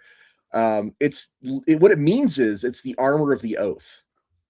They take their final oaths of duty, say the last words they'll ever utter in their lifetime, and that's when they get their armor. They look somebody dead in the eyes, and the last thing they ever say to them is, "You a bitch." So it's not technically fully environmentally sealed or designed for like extended operations or anything, but it does provide pretty good protection. I mean, it is power armor. They do have a variant of it that is fully sealed. They do have helmets that fully enclose their bodies, but it is very light armor. Right. It's more equivalent to it's not equivalent to Sisters of Battle Armor. Sister of Battle Armor, I think, is a bit thicker than this armor, but it's more equivalent to light power armor that humans would wear, though this is a lot bigger because they're basically Amazons. They're very tall. The design of this armor is specifically meant to enhance reaction speed and mobility, which is Sisters of Silence are killer acrobats. They will do a backflip over your head, cut your head off from the behind. You'll turn around too late, and you'll be like, "I'm dead." I mean, the Sisters of Silence are built to fight like with custodians fighting next to them, so they need that heightened reflexes so that the custodian can fight over them while they're fighting between them. And Aaron Densky-Bowden did this extremely well in his Master of Mankind book, explaining how important the Sisters of Silence are to the custodians when they're fighting demons. Super important, ludicrously important against demons. Yeah, it turns out that if the Emperor had half a brain and teleported maybe 5 sisters aboard Horus's flagship, his custodians might not have fallen to chaos. But I don't details. I'm sure there's lore reasons why they couldn't do it. I honestly haven't. The writers forgot. I haven't caught up to the end of the death the full way through, so I'd have to look to see if Abnet talks about it. But it's lore-wise, there's probably a really good reason. I should know what it is. I am sure he had good reason, but when he wrote the book, we couldn't find one, and we thought it was really funny because it's like, if only I had a way of defeating chaos with me. So Morning Crescent asks, can you teleport a blank? Yes. And maybe that's the reason. Actually, I was just thinking that it might have to do with teleport, because that's how they got on board the Vengeful Spirits, through a teleport. And if teleports use the warp, does that mean that blanks can't teleport? It's fascinating to think about. In the tabletop game, they can get deep strike. So it's I would toss it up. I would actually state that, like, how I would justify it is the Sisters of Silence were fighting demons in the warp the entire time, and the ones that were active in the Heresy were too busy. Like they were actively pushing the demons back, and because of that, they weren't there to teleport when he needed them. It's worth pointing out that although the sisters do fight alongside Custodes often, they are not the bodyguards of the Emperor. And when the Emperor was going to go do a thing, he would bring Custodes with him because they are the bodyguards. And maybe that's another reason why. But yeah, we'll never know. The Emperor, profoundly flawed, everybody. I'm going to bring that up often and over and over again. Profoundly flawed. It is heavily hinted at that the Sisters of Silence know what the Emperor actually looks like.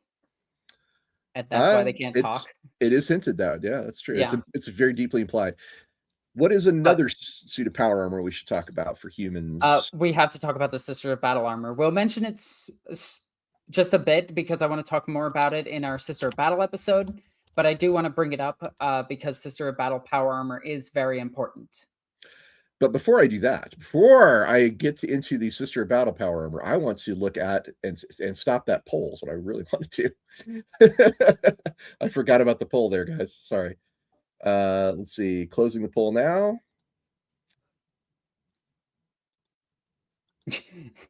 And survey says, looks like this is a pretty even split here. But 38%, which is the winner, picked Mark 10 as the best version of power armor.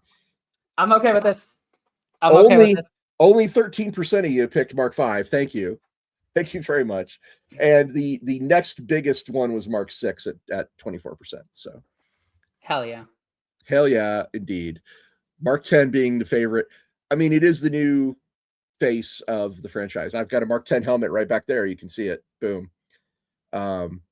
Yeah, looks good. I mean, Mark 10 looks good. It is good. It has all those different options available. It's hard to beat. It's a really good one. I think the only real downside I would say you could have to Mark 10 is that it requires calls technology. Yes. So, Although all Space Marines can now produce it. right. Also, there's Kovu. Hi, Kovu. Now, let's talk about more human power armor. We'll talk about the Sisters of Battle power armor. Let's see. I think I have an image for that. So I do want to mention this really quickly. Sister of Battle power armor is not considered heavy, nor is it considered light power armor. It's the intermediate between the two. And Sister of Battle power armor, while it looks incredibly thin, is actually very thick. It's about an inch thick, or the size of your thumb thickness. It is a thick power armor that is very efficient. And as somebody that actively has Sister of Battle power armor, I could tell you the power armor itself actually works really well with a bolt gun, because you can actually level the bolt gun perfect and see down the sights and everything. Well, what are you giggling at? I love the idea that you're like, this is the best power armor because I can fight with the bolter the best. It is. I like that. All of the other power armors, you cannot level your bolter. So if you lose your helmet, you have to aim and hope for the best, or you have to hold it all the way out like this to fire it. But the Sister of Battle armor, you can actually pull up and actually shoot the bolter. I will say that GW unintentionally designed a very good suit of armor with this. And yes, I know it is boob armor, boob armor, but I like boob armor. I am a fan of this.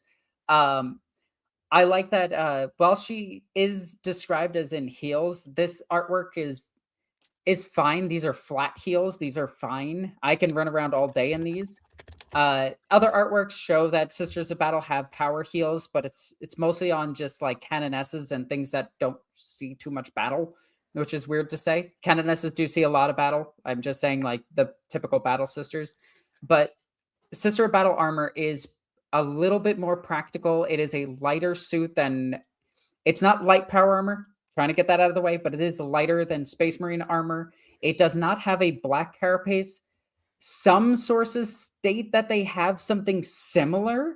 It's usually couched as training. Like they're trained to use it really well to its fullest. Yes, but there is something that plugs into their nervous system, that plugs into the power armor, but it does not plug into their brain itself like the black carapace does. The black carapace is so connected to the Space Marine themselves that they can never take it off, and it works on the synapses in the brain, where Sister of Battle power armor is a bit slower. It has to work on the actual movements of the sister themselves. But the sisters are incredibly fast in it. They are faster and stronger than any normal human. They can even go toe-to-toe with orcs in terms of strength. It's a lot of Inquisitors have armor that's similar to this. Yes. It is considered light power armor. The cool thing about Sororitas armor that I like to point out as a fun fact, it was commissioned by Goj Van Dyer. It's the only part of his legacy that was not removed along with his head. Yeah, it's cool. I like it a lot. Yep, I love this armor. I don't know what else to say about it except I will go into greater detail in this power armor in a when we do the episode, Sisters of Battle. Yeah, because I can talk about this armor for hours, and I will in the future. Also, this is power drip. Yes, yeah. USS Jalapeno Popper says drip. Absolutely. Also, what a great name. So what's another human power armor we should look at? Now I think we should look at Inquisitorial power armor or light power armor. Oh, another thing to mention about the Sister of Battle power armor, it is exclusively made on Mars. That's true. And we talked about this a little bit when we talked about God, what was it we were talking about with the sisters? Crap. I forget. I forget which episode that was.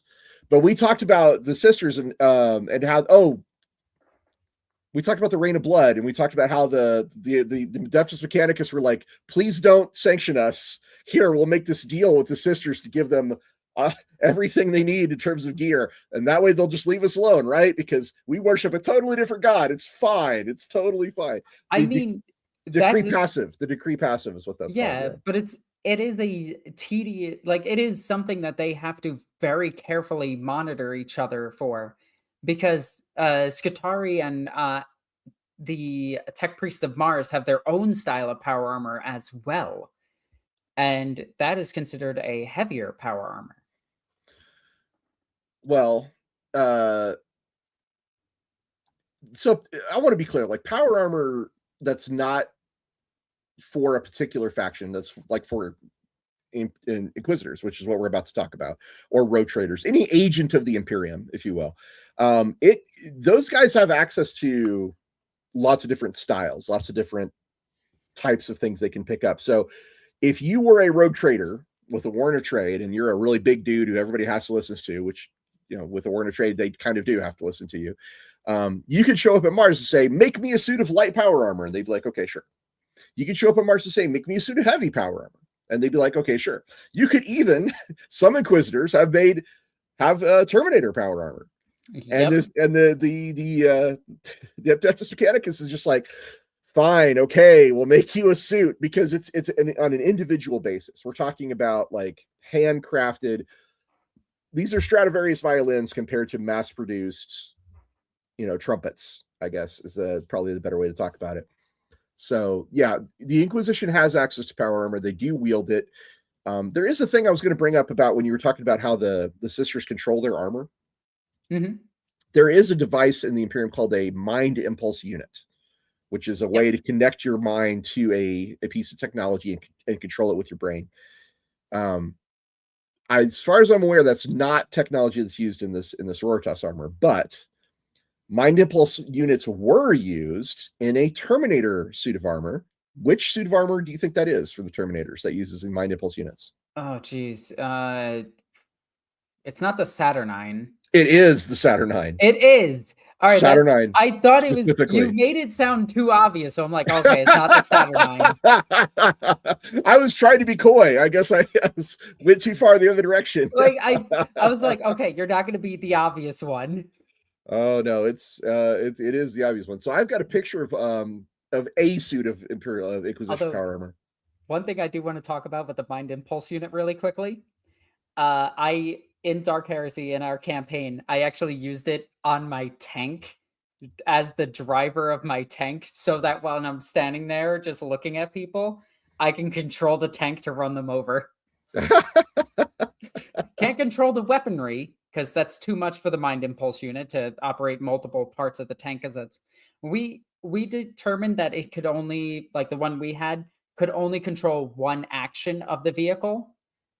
Where like a driver, a gunner, or a commander. So we were just like, okay, it's the driver. And so yeah, I use a Mind Impulse unit to run people over with a repressor. Micah asks, it's strange we can't wear power armor in Road Trader. I think he's talking about the video game, but maybe in Dark Heresy. So I want to clarify. Road Traders are not known to wear power armor. It's not like a common thing. I brought it up because it is something that they could do. But it is far more common for Inquisitors to wear power armor than for Rogue Traders, and the reason is very simple. Your typical Rogue Trader doesn't run around fighting things personally. Those are only the cool, awesome, named heroic Rogue Traders run around doing stuff in person. Most of the other Rogue Traders are like, oh yes, Abelard, go handle this for me. So that's why I wanted to bring that up. I think there is a power armor the Rogue Trader can wear. Is there? Rogue Trader? Yeah, power armor in Rogue Trader. Huh. Okay. Well, in the role-playing game, there certainly is. Oh yeah, obviously. So there's that.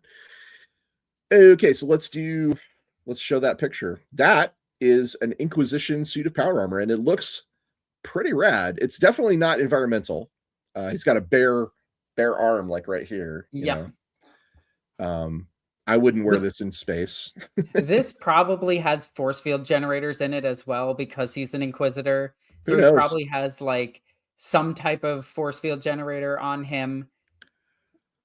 I love this power armor. I love the Inquisition's like look of power armor, because it's so gaudy and so like, I'm important. Like, stare at me. Chad is informing us that the latest DLC for Rogue Trader does let them wear power armor. Yeah, I thought so. Okay. There you go. Sorry, go ahead, please. You were saying. Oh, that was it. Yeah, so inquisitors, not unlike rogue traders, are individuals. They don't think and act as a big monolithic force. So when you say that this inquisitor might have a backup force field generator, he certainly might, but he also might be just that guy who's like, no, power armor was good enough for my father, good enough for his father, and by golly, it's good enough for me.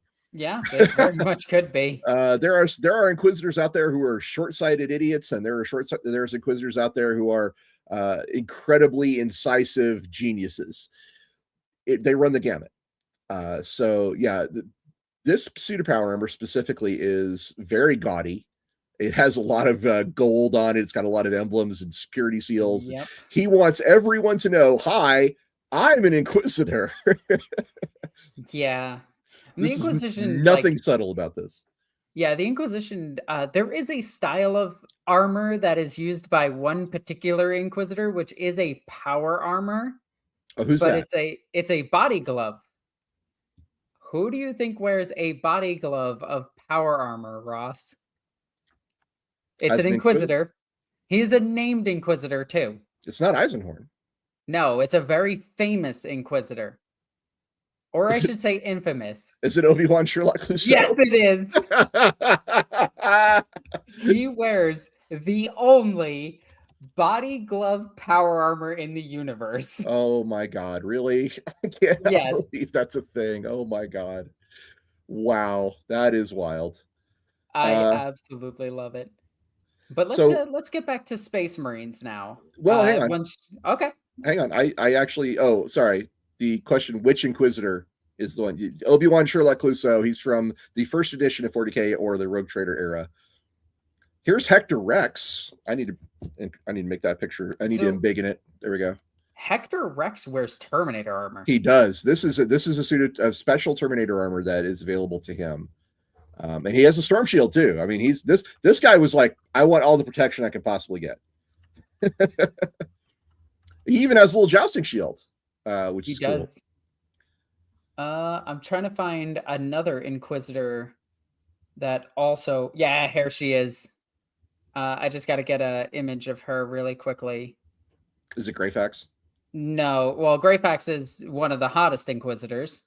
But this girl is absolutely amazing. Amberly Vale might have a word to say about that. I'm just saying. Okay, look, she's good looking, but we don't have a model for her is the problem.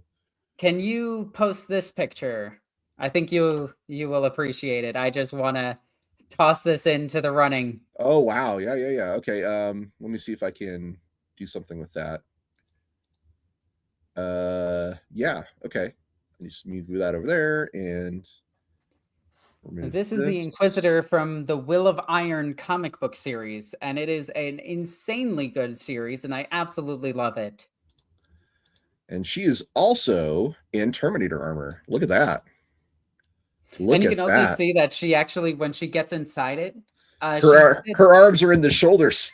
Yeah, they sit in the shoulders, and she sits with her legs on the knees of the Terminator itself, and she uses the red carapace, which is the nickname for the suit that she wears, which might actually just be a mind impulse unit to control this Terminator armor. We need a model for this ASAP. Yes, honestly, yes, we do. Although she does die at the end of this story, but then she's when does that ever mattered? Well, it's even more confusing because she's alive in the Inferno book series, because she has an entire story about her, and yeah, she's still alive. Morning to Chris says she is small. No, Terminator armor is huge. Is her name Kyria? Survivor asks if her name is Kyria. I think that's her name. Honestly, I could go over to my shelf and grab the comics. Survivor says he's working on kit bashing a model for her. Oh, I'd love to see that. Please post that in the Discord. In the Discord. That'd be sweet. Yes, please. That would be sweet. The Master of the Sisters of Battle, according to Micah, has something like this. Actually, she's wearing a war suit, which is a different type of armor altogether. Although she does have a spear, so she has. It's similar in that she has a spear, yeah. But her spear is actually given to her by the Master of the Sisters of Battle. She's got her spear from the Custodians, so it's like it's holy. It's maybe from the Emperor's own like armory. Yeah, that would be crazy. I mean, it does make sense with how powerful she is. And USS Jalapeno Poppers points out there was an Inquisitor tabletop game back in the old days. Oh, yes. Back in the old days of 2003, the models were a larger scale. Yeah, they were 54 millimeter. Yep. They were cool. And I could probably, That if scared me. Alexis can run this for a little bit, I'll go find him a picture. There is a Yes. Inquisitor from that as well. So some of the other bits of power armor that were used by the Imperium, the non-Space Marines, we have the Arbites have a style of power armor that's very thin and very light for them.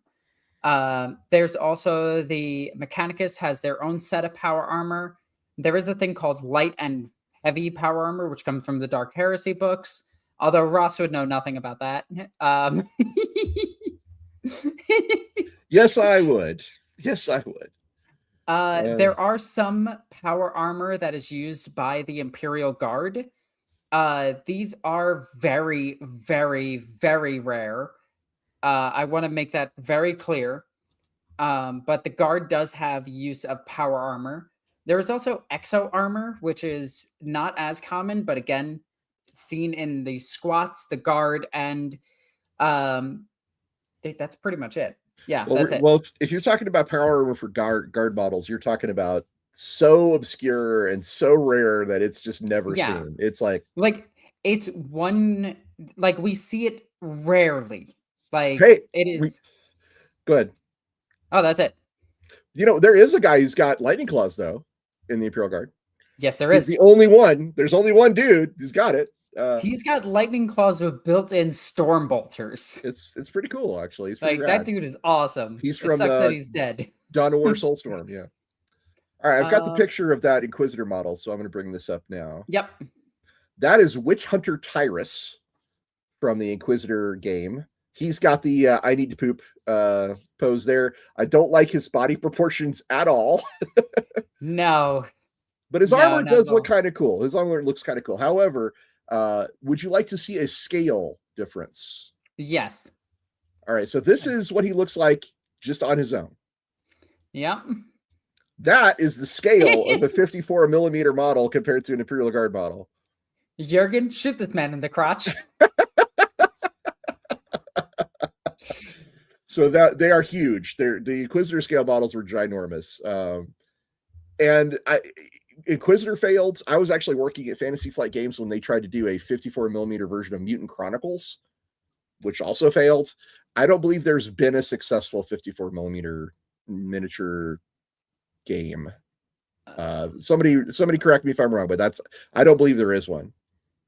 I think Games Workshop kind of made everyone do the 28/32 millimeter games. 28 is the most common scale. Yeah. Because in large part to Games Workshop. I wouldn't say entirely. I think 28 millimeter came around before them for the D&D minis. Oh, yeah. For sure. But so there was a question here about Primarch armor. So Primarch power armor there's not much written about it. We know that their systems can handle them. And then some of them are just more uniquely based on the Primarch themselves. But for the most part, they're just like, I don't want to say it's just power armor that's on a Primarch, but it's more or less Terminator plate that's on a Primarch. And each one of them is very unique by itself, and none of them have a standard pattern. No, some of them are clearly wearing a Terminator style suit of power armor. Horus wears Terminator style. Perturabo wears Terminator style power armor. But Dorn and Gilliman wear power armor style power armor. Most of the Primarchs wear power armor style power armor. Yeah. I think Mortarion also is in a Terminator suit. Anyway, each of their suits is handcrafted and has all kinds of cool special abilities. We could go over like the special suits, but that would also take up a lot of time, and we'd be back to Space Marines all day. But it is what it is. All right. Now there are unique suits of power armor used by Chaos Space Marines, but it's more or less broken down or slightly altered versions of the power armor that we mentioned earlier. there are things like the weird power pants that the Exalted 8-bound wear. I don't know how that counts as power armor, but it does. It's just pants. Everyone knows in 10th edition, the more naked you are, the more invincible you are. Case in point, Repentia, Arcoflagellants. I would actually like to go back to Mark 10 for a minute, if I may. No, not at all. So yeah, Mark 10. I forgot to go over like what makes these armors like special. Okay. So what's different between Mark 10 and Mark 8 in terms of power, just specifically power armor? Well, the power armor of Mark 10 is a little bit taller. Certainly. It's got a modular plating system. That's where this is another thing they pulled from the Mark 8. Or sorry, this is what they pulled from Mark 7, is that it's backwards compatible. It's yep. They can not necessarily backwards compatible. What am I trying to say? It's easily modified. That's what I was trying to get to. Thank you. The helmet is backwards compatible, though. Yeah, technically they can wear. Yeah, they can incorporate older suits of older helmets. It's got a reinforced undersuit of moisture absorbing synthetic material. So they have like a sweat wicking, yoga suit basically underneath there. For 10,000 years, they sat in there with swamp ass. Now it's gone. They have an advanced communication suite, and they have a memory processor superconductor housing a Starship grade. I don't know if that's true. That seems weird, but it's got advanced machine spirit as well inside of it, which is really cool. The Phobos armor that we were talking about, that is the first power armor that can go completely silent, 100% silent. Phobos it's got sound baffles and augury scramblers like the Mark 6, but it's even more quiet, which is pretty great. And also the Invictor tactical warsuit can do the same thing. Scary. Yeah, all of a sudden Dreadnought. Well, I can't believe it's not a Dreadnought. Phobos can also carry things called Omni Scramblers, which are really cool to disrupt enemy communications and deep strike capabilities. And the Reavers have cool death masks, which actually include more autosenses and more sharper multispectral vision. No internal bathroom. Yeah. The Mark Gravis, sorry, the Mark 10 Gravis is it is the closest you can get to being a Terminator. It is the highest protection that power armor can provide, basically, at this point in the setting. And it's got an advanced rebreather, and the cowl, it's got that weird cowl. The cowl can actually seal for atmospheric reentry. They don't ever show it, because if they did show it, it would look kind of like the Terran Marines from StarCraft, but it can seal. Yeah, it definitely would. So those are things I just wanted to bring up as possibilities. Anoint with the oil of silence, the witch dregs of the 40th millennium, the WD-40. Yeah, a tech priest would absolutely be doing that. I saw that comment and I had to add it. Yeah, that's great. We have 2 super chats real quick. Oh, Ricky Chapman, 3377. Posted pictures of our rogue trader in their heavy power armor. A friend made it a model. Oh, is the pictures in are those in the Discord? Well, if they are, I will get them at the end of the stream where we can talk about all of the cool miniatures that our community has been painting. So I should point out one thing about the power armor that we've been talking about today. Aside from the Mark 10, the power armors that we have, the Mark 2 through Mark 8, they've all been going for thousands of years. I mean, I guess maybe not the Mark 8, but certainly up to the Mark 7. You want to talk about battle tested. You want to talk about proven technology. There's a thing in the Navy called the shakedown cruise, which is when you have a new ship, you take it out and just go through all the maneuvers of things that you could possibly think of to try and figure out what's going to go wrong, because a new piece of equipment always has something that goes wrong with it. And the advantage of the Mark 2s through the Mark 7s is those suits have had the most rigorous shakedown cruise you can imagine. I would guess that there are tech marines and tech priests out there that can fix any flaw, any damage to any part of Mark 2 through Mark 7 armor, because they're just so good they know how it works. There's institutional memory there. There's just the spare parts for days. So in your head, if you can imagine like someone trying to fix Mark 10 armor, that's not one of Call's guys. He might be like, this is kind of like Mark 4, but it's also kind of like Mark 8, and it's kind of like this. There'd probably be a lot of head scratching involved. That's all I'm saying. Chapter Surf, bring me the adhesive of Mallard. The duct tape. Fire7, thank you for joining the stream. Hey guys, if you had to make a Death Watch squad of 3 Space Marines, what chapters would you pick? Oh, good question. Also, keep up the good work. Alexis, what 3 chapters? Okay, all right. Can I pick my own custom chapter as one of them? Just because I would pick the Sons of Garrow. They're a rapid response and resupplyment unit, so I have ways of carrying more gear because that's what they do.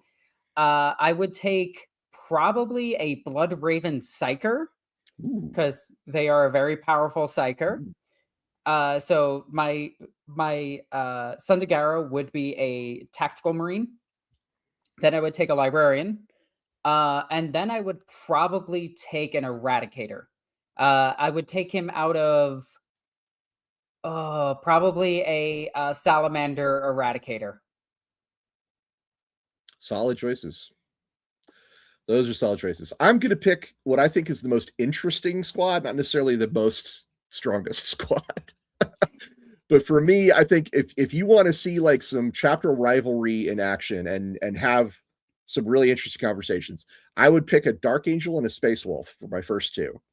Okay. So they can have a lot of interesting conversations about comparing and contrasting their chapter culture and their traditions.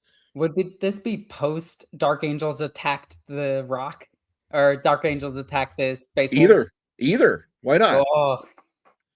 All right, and then for my last pick, I'm gonna go way out there. I could pick Storm Wardens because they are my own chapter. Have to pick Storm Wardens. I wanted to, but I thought of a more interesting choice because I want the most interesting squad, right? Okay. So you got your Dark Angel, you got your Space Wolf, and the third guy is a Black Shield. Okay, but he's a Black Shield who was one of the Astral Claws before they became the Red Corsairs. Okay, I like that. So now you're going to have some conversations, I think, between those 3 guys, but while they're armoring up, while they're getting ready to go fight some Xenos, they're like, oh, hey, Brother Black Shield, what's going on? He's like, yeah, I don't want to talk about it. Okay, I do want to talk about it. I need someone to trauma dump on. Here's what happened.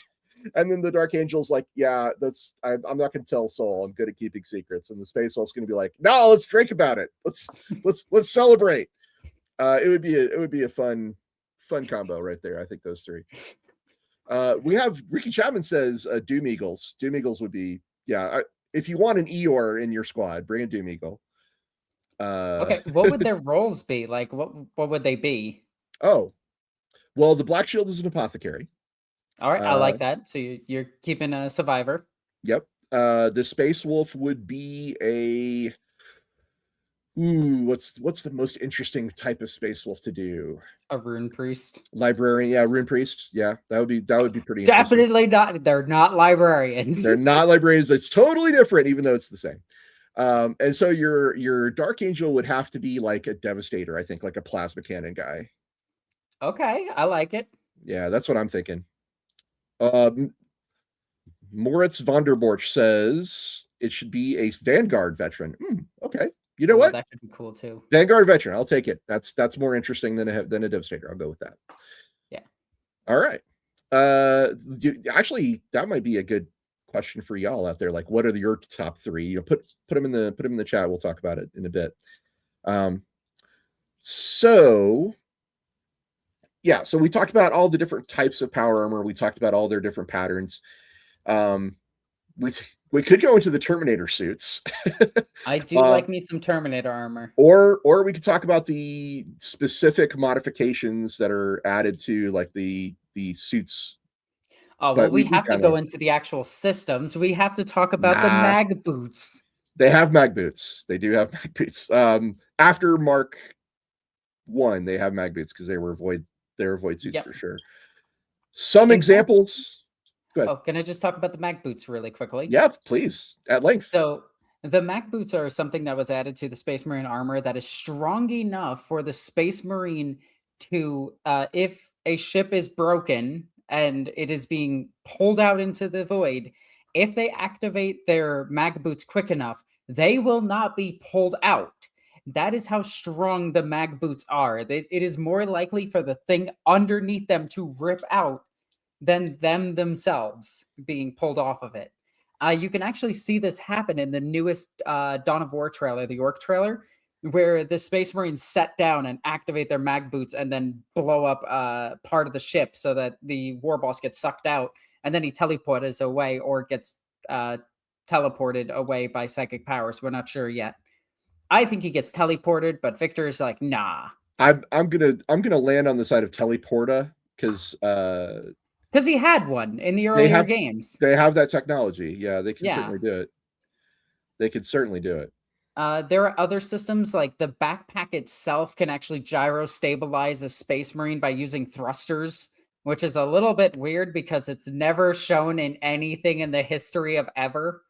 Like, I've never seen anything in the lore or in actual video or anything where a Space Marine is standing there and as he's about to fall, his backpack activates and thrusts him back to being perfectly stable. Now, it might just be something we can't see and it is just implied. What other systems are in there?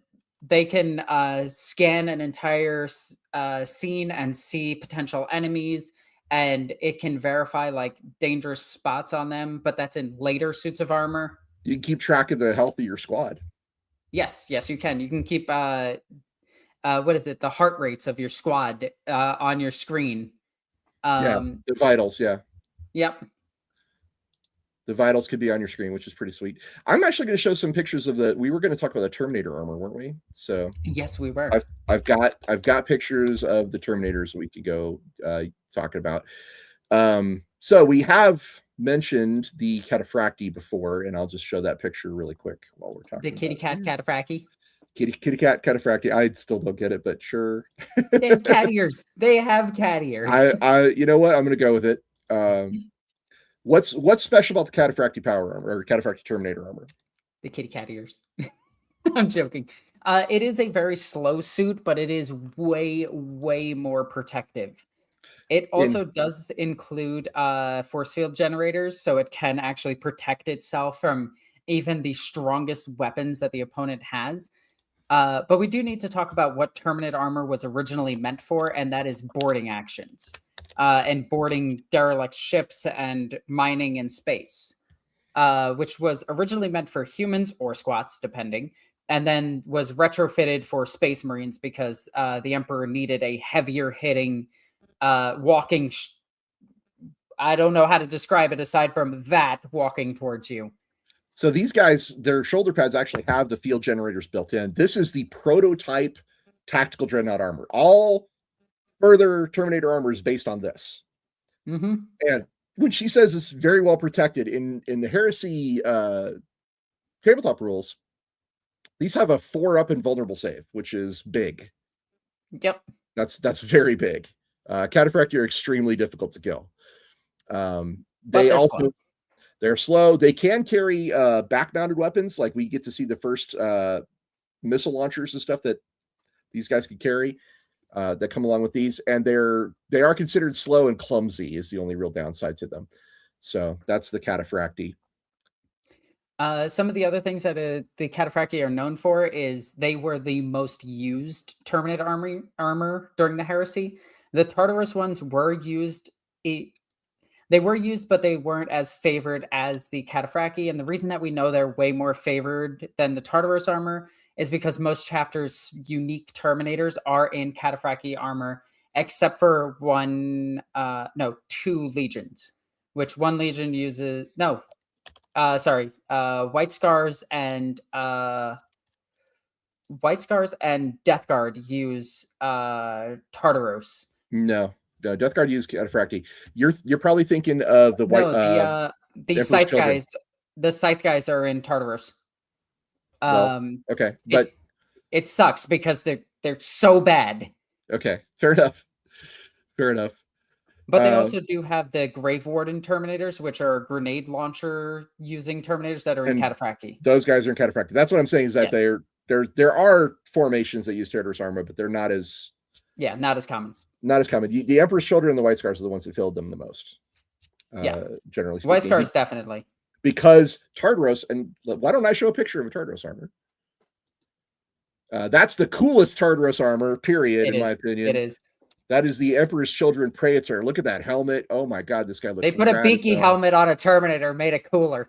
Looks cool as shit. Look at that. This is the standard. Well, let me shrink that down a little bit. Sorry. That's the standard look of a Tartaros armor, which I believe Alexis you say that's based on a turtle. Yeah, you turtled up. That's why they're like this. But the this guy, I want to make a whole like army of this dude. Like I love his. Yeah, he's very cool. Everything about this guy is awesome. Tartaros armor was a lot more advanced, and it was faster. It responded to you more quickly. This was like the swing of the pendulum completely away from the Cataphractii. They wanted something that was could move more easily and could get around a lot faster. So this was the design that came up with. Now the difference between Tartaros armor and Cataphractii armor: Tartaros only has a 5+ invulnerable, but they could run, they could do sweeping advances. The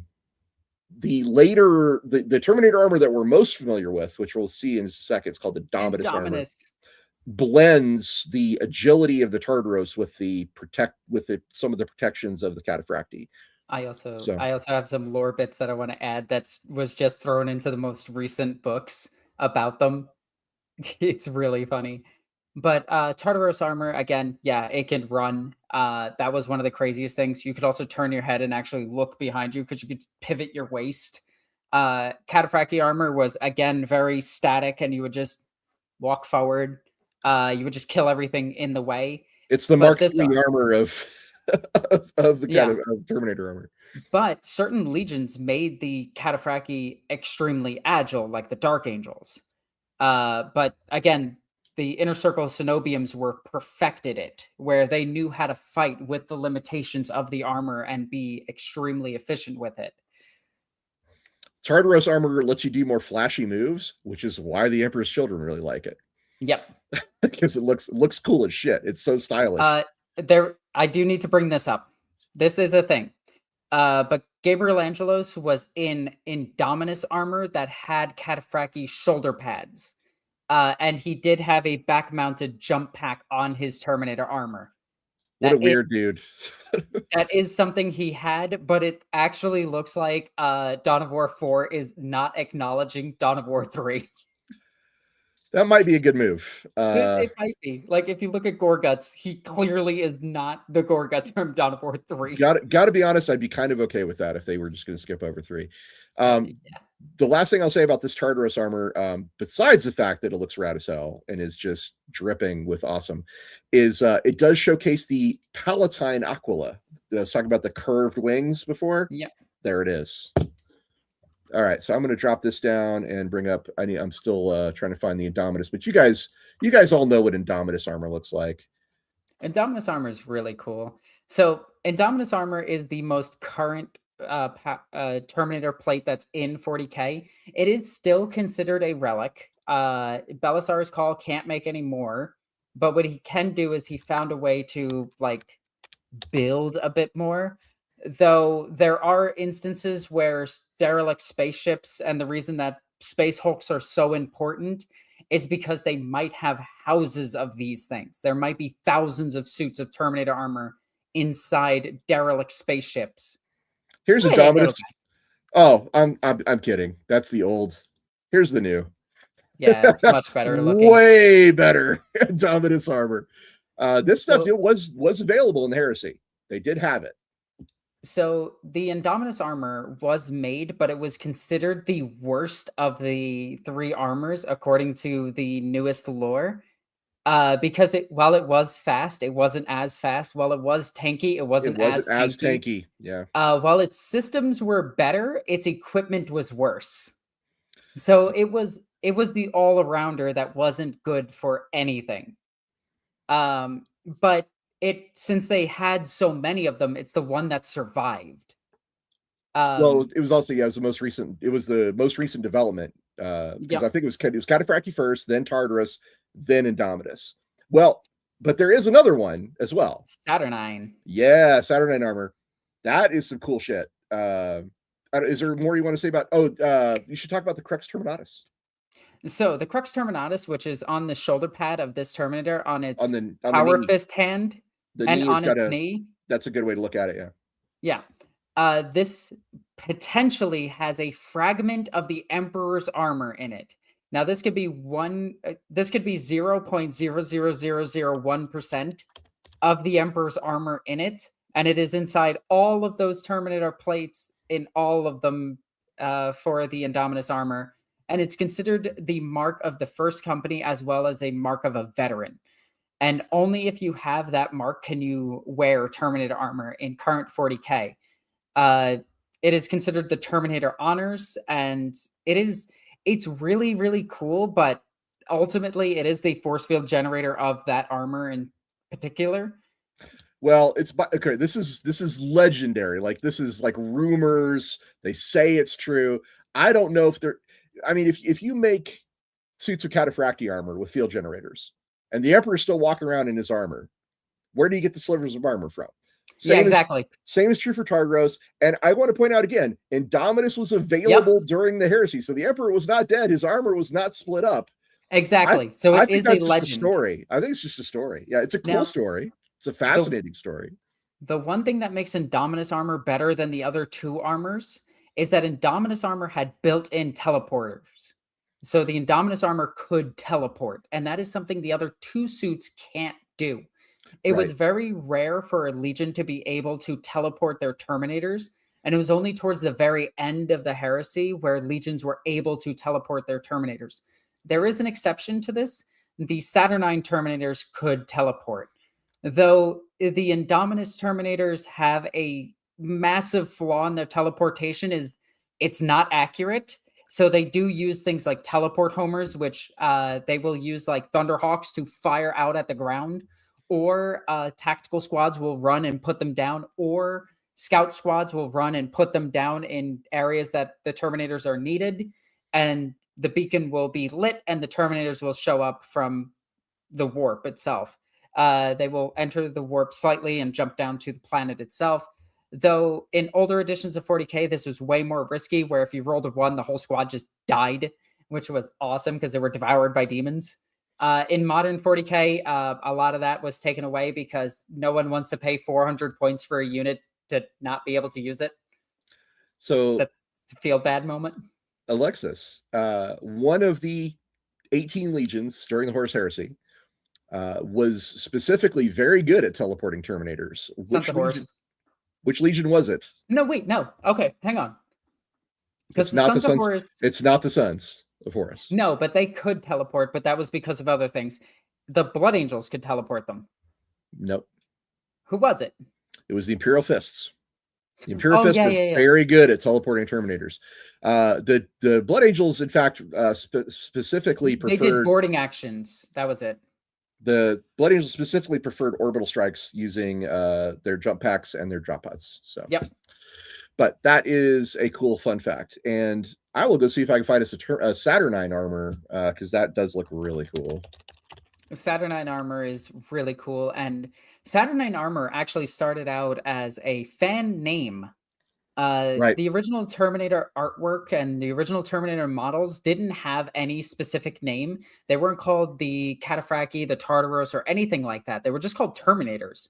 Mm-hmm. And so fans actually came up with most of the names. Aside from the studio came up with Cataphractii, I believe. I could be wrong about that one. But Saturnine was a name given by fans to this particular style of Terminator armor. And they were not sure if this Terminator armor would ever see play, and it had legendary rules, and the whole community overwhelmingly wanted these things. And there is the joke that they have the biggest shoulder pads in the galaxy, which is 100% true. And so Games Workshop a couple of years ago decided to make the Saturnine Terminators. Now I say a couple of years because Games Workshop works in 3-year cycles when it comes to miniatures. Came out last year, though. Yeah. Yeah, but the model became available last year. But it kept the name Saturnine, and then they just worked it into the lore that Vulcan made them and then distributed them to the Legion. Actually, and no. then No. I'll talk about the history if you want to talk about the history. Yes. But first, I want you to look at this model right here and Yeah, I tell me love what you this think. thing. What do you Dark think Angel. of this? Well, he is a Dark Angel, but what do you think of this is the original Saturnine Terminator model, or as you say, it was just called Terminator at that time. Yep. Look at this thing. It is glorious. If you guys are curious, if you want to see like the evolution of Terminator armor, I don't want to steal it. So go to Lexicanum, search for Terminator armor, go to that page, and at the very bottom of the page, it has images of every single Terminator armor from this one forward. So you can see the design change over time. It's really cool. But yeah, Saturnine armor, there were suits made by Vulcan that inspired it. Let's put it that way. Yep. But the actual armor is called Saturnine armor because it was created by the Saturnine, the moons of Saturn. The Phoebe, I believe, is the name of the moon. Yep. Which is where the Adeptus Mechanicus has some of its most secret design labs, and they built the Saturnine armor based off of a lot of designs and things that have been handed to them by Vulcan and others. And these suits were extremely advanced. They carried plasma bombards, which are like plasma cannons but are artillery. They carried disintegrators. Twin link disintegrators, yeah, which are just awful weapons. They're like Star Trek phasers that you just like you turn to dust. They had all kinds of. They had a particle shredder on their hand. They have power fists. They could take the giant concussive maul. They could take a gigantic axe. Yeah, they had command squads in these. These things were crazy good. So can you talk about the rules for these guys? Like what was special? What changed? What's the difference between an Indominus Terminator and this guy in terms of rules? Okay, so an Indominus Terminator is actually playable. Unfortunately, the regular squad of these guys they kill themselves, unfortunately, because their weapons all have hazardous or but don't they have thermal baffles that I read that they have thermal baffles for that specific reason. Did the weapons overheating still kill them? Yes. Oh, bummer. I know, right? Because that would have been a really cool feature. I read that they had like a system for that. Yeah, they take less damage, but their weapons still kill them if they keep. Oh, they take less damage. Yeah. Okay, well that's helpful. So, but the Saturnine command squad is actually where you want to be. You want to give them all melee weapons and run them in, which is ultimately defeats their purpose, in my opinion. I like them as double gun wielding crazy guys that just teleport in. I mean, they look pretty sick with the two weapons. Yes. I gotta admit, that's pretty rad.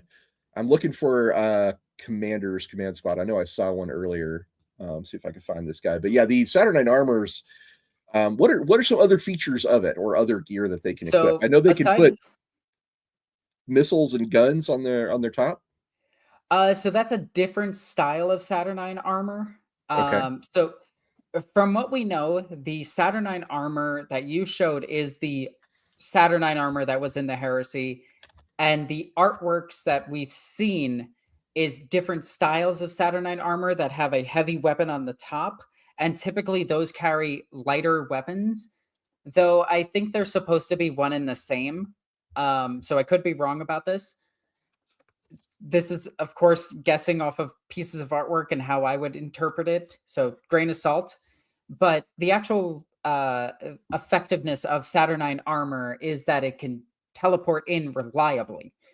That was the big thing. It also had massive force field generators. Like these things were very, very slow, but very killy. And unfortunately, they did get to every legion, which means even the traitors had these. But they were still, even though they were produced, they were still extremely rare to see on the battlefield. And after the Heresy, they were all destroyed. So, question: what was their invulnerable save? Was it? It's still a 4+ because of game balance. Okay. Interesting.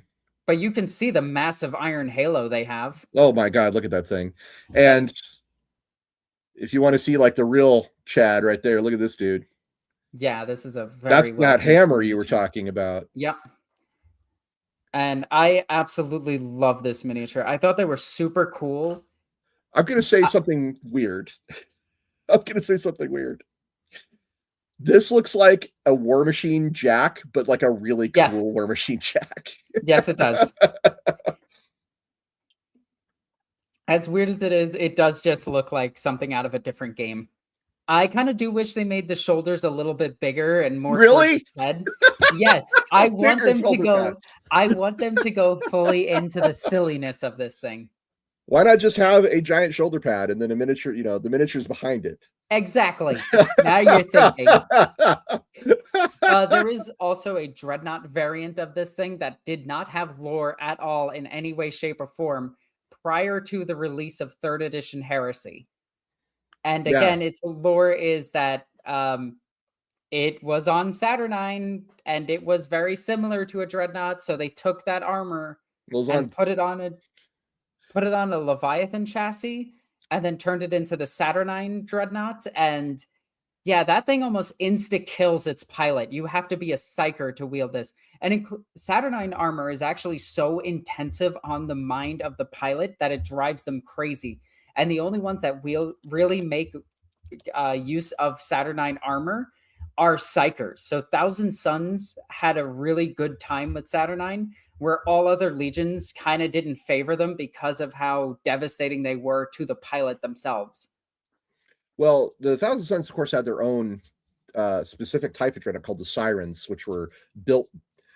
They were devised. Well, they were devised by Magnus the Red. Like, he actually went in and was like, "Here's how we're gonna link the systems of a dreadnought to a psyker's brain." I'm willing to wager that Osirans were probably better for Thousand Suns than Saturnines, because if you're a librarian and you're in an Osiran dreadnought, you have full access to all your powers. You can use all of your abilities just like you're an actual librarian. But their lighter psychers were thrown into Saturnines. Here's the Saturnine dreadnought for you. It's important to point out Saturnine, what it means is of Saturn or from Saturn, right? So the moon Phoebe is a moon of Saturn. Things from that place are called Saturnine. And it just sounds cool, and I'm sure that's why they decided to go with it. Yes. But anyway, that's the dreadnought. We'll do a whole video on dreadnoughts at some point, because I can't wait to do a video. Damn, do I love dreadnoughts. Do we have super chats to read? Unfortunately, I don't believe so. Wait, we have did we? Yeah, we read that one. We have one. Ricky Chapman, 3377. We love the idea that it's a single molecule of the Emperor's armor. That is it's such a great story. That's why I remember it. I think that's why a lot of people are like, "Ooh, Crux Terminatus." I know guys who have the Crux Terminatus tattooed on their body because that's how cool it is. It is a very cool, like very 40K looking thing. I love it. And it's a great story that has a sliver of the Emperor's armor in it. I myself have told people new to the setting about this story, and I always, get that storyteller crouched over the fire thing of like, and there's a tiny piece, a sliver of the Emperor's armor. Yeah, it's such a great tale. Professor Schapp points out, I love how much lore Saturn got by the time of the Horus Heresy and afterwards, like the Saturnine fleet, Saturnine armor. By the way, all the stuff for the Solar Auxilia comes from Saturn as well. Yeah, so go check that out if you're interested in that.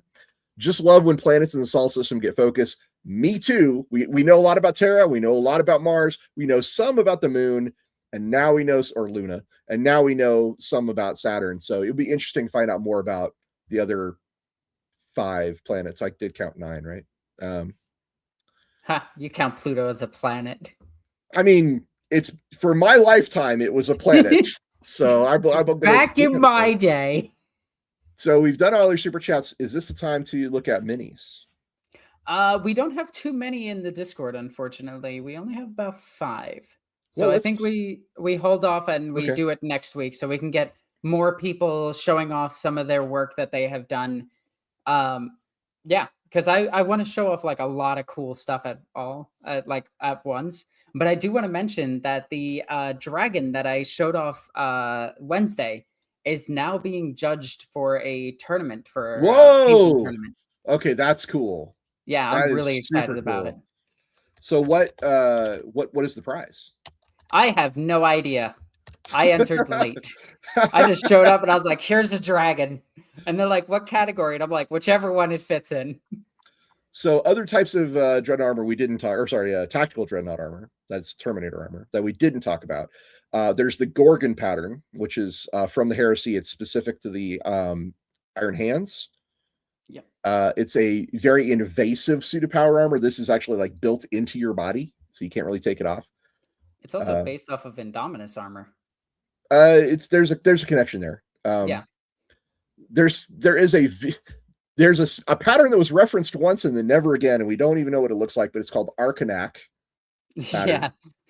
Yeah. There's something called Furor pattern, which is used by Deathwatch Terminators, at least according to a short story. So keep that in, giant grain of salt. There you go. Yeah, I've never seen that pattern of Terminator armor. That just like Arcanac, which is then there's Aegis pattern, which is the Grey Knight Terminator armor. It's got kind of a Mark III style helmet, which is kind of cool. It's one of the most defining features of that armor. All Aegis pattern armor also includes a Psychic Hood, well, it's not actually Psychic Hood, but it looks like kind of like Psychic Hood. It's part of their Nemesis gear that allows them to shut down psychic powers and harm demons and things like that. Now, I do want to be a little bit pedantic about the Aegis armor. Yeah. Because for some reason, the Aegis power armor and the Aegis Terminator armor are different things. Are different things, but they couldn't come up with a name that was different. Is the Aegis power armor the one from Dark Heresy? Because I'm going to die if it is. No. Oh, thank God. No, it's just the Grey Knight standard power armor. Okay, thank God. I say standard, but it for is like half a standard. second there. I almost had a heart attack. I was like, "What? Did I name something terribly?" Oh no. No. I can still blame you if you want to be included. No, that's fine. I don't need to be included. There's the Aquilon and the Alurus patterns, which are two different versions of Terminator armor for the Custodians. The Aquilon is the older one. The Alurus is the newer one, and the Alurus is the one that came out. Think of it this way: Aquilon pattern is pre-Heresy. Alurus pattern is more recent, like almost Era Indomitus style. And the best ways to think about those is Aquilon is more akin to Cataphractii armor, where it's much tougher, where Alurus is much quicker. Both of the Custodian power armor, Terminator armors, include teleportation homers and teleporters. They are extremely accurate. They include weapons that are sometimes built in or powered by their suits themselves. Their suits do not run out of power, which is just okay. Why not just put that on all the soldiers? But sure.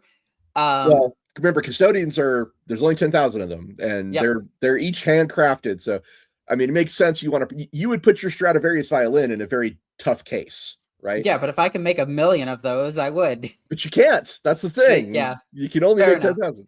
We should when we do a whole episode on the Custodes, it's gonna be awesome because I love the Custodes. Yeah. The other thing to mention about the Custodes is just their weapons themselves cost more than an entire planet. Like, they are stupid expensive. The one thing I did want to go back to is the Indominus armor has the ability to equip any weapon. That's what makes it one of the best. It's versatile. Yeah. It's so versatile where it can have any of the weapons from the previous armors, where a lot of the times the Tartarus armor was very limited on what it could take, and the Cataphractii was more of a siege Terminator armor, where taking like Thunderhammer and Storm Shield on them was a lot slower, but taking a Thunderhammer Storm Shield on an Indominus Terminator was much better because it can move quicker. Taking it, if you're an Imperial Fist, you would take it on a Tartarus armor and then make everybody at the game club hate you because your Terminator. Oh God, yeah, those were the days with the 3-up invulnerable shields. Oh Lord. Yep. Oh man. There's a super chat I'd like to read because it's on topic. Yes. Even though it says it's very off topic. Vire7, thank you very much, sir, for supporting us.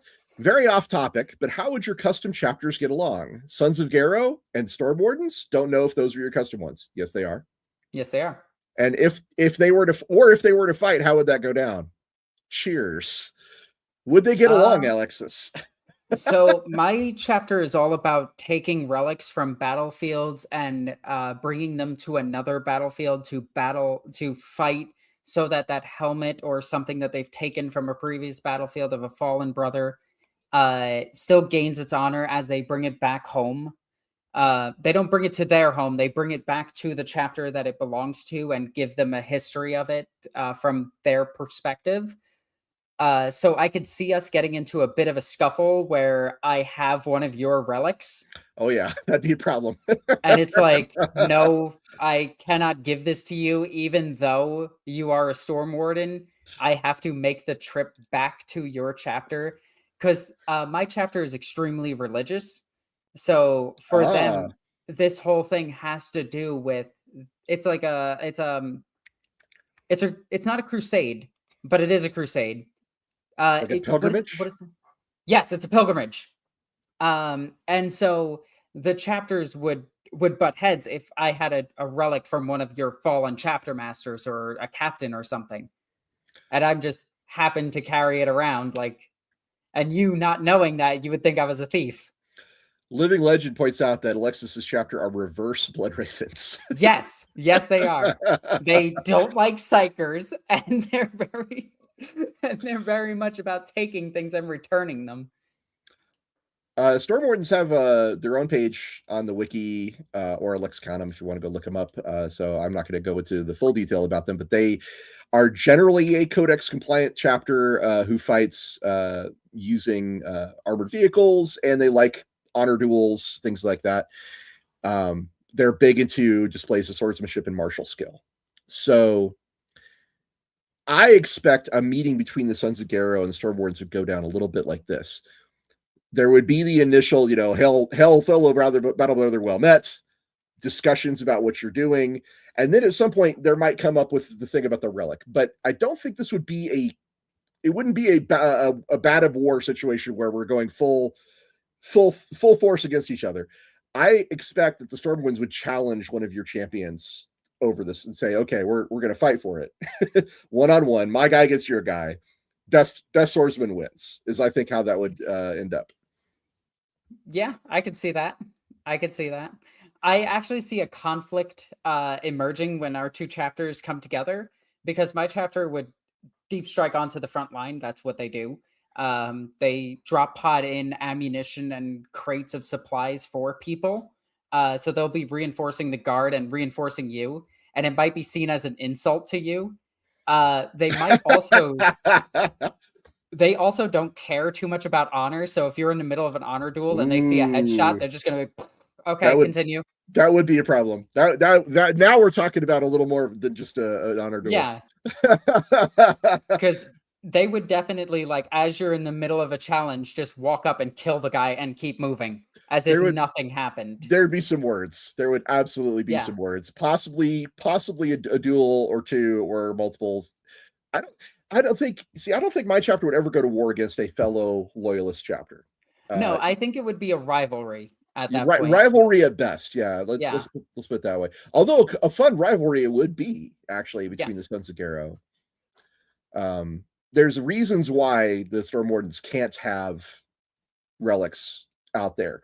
A large portion of their chapter was destroyed by enslavers, and the Inquisition was like, yeah, you've got some enslaver issues in your chapter.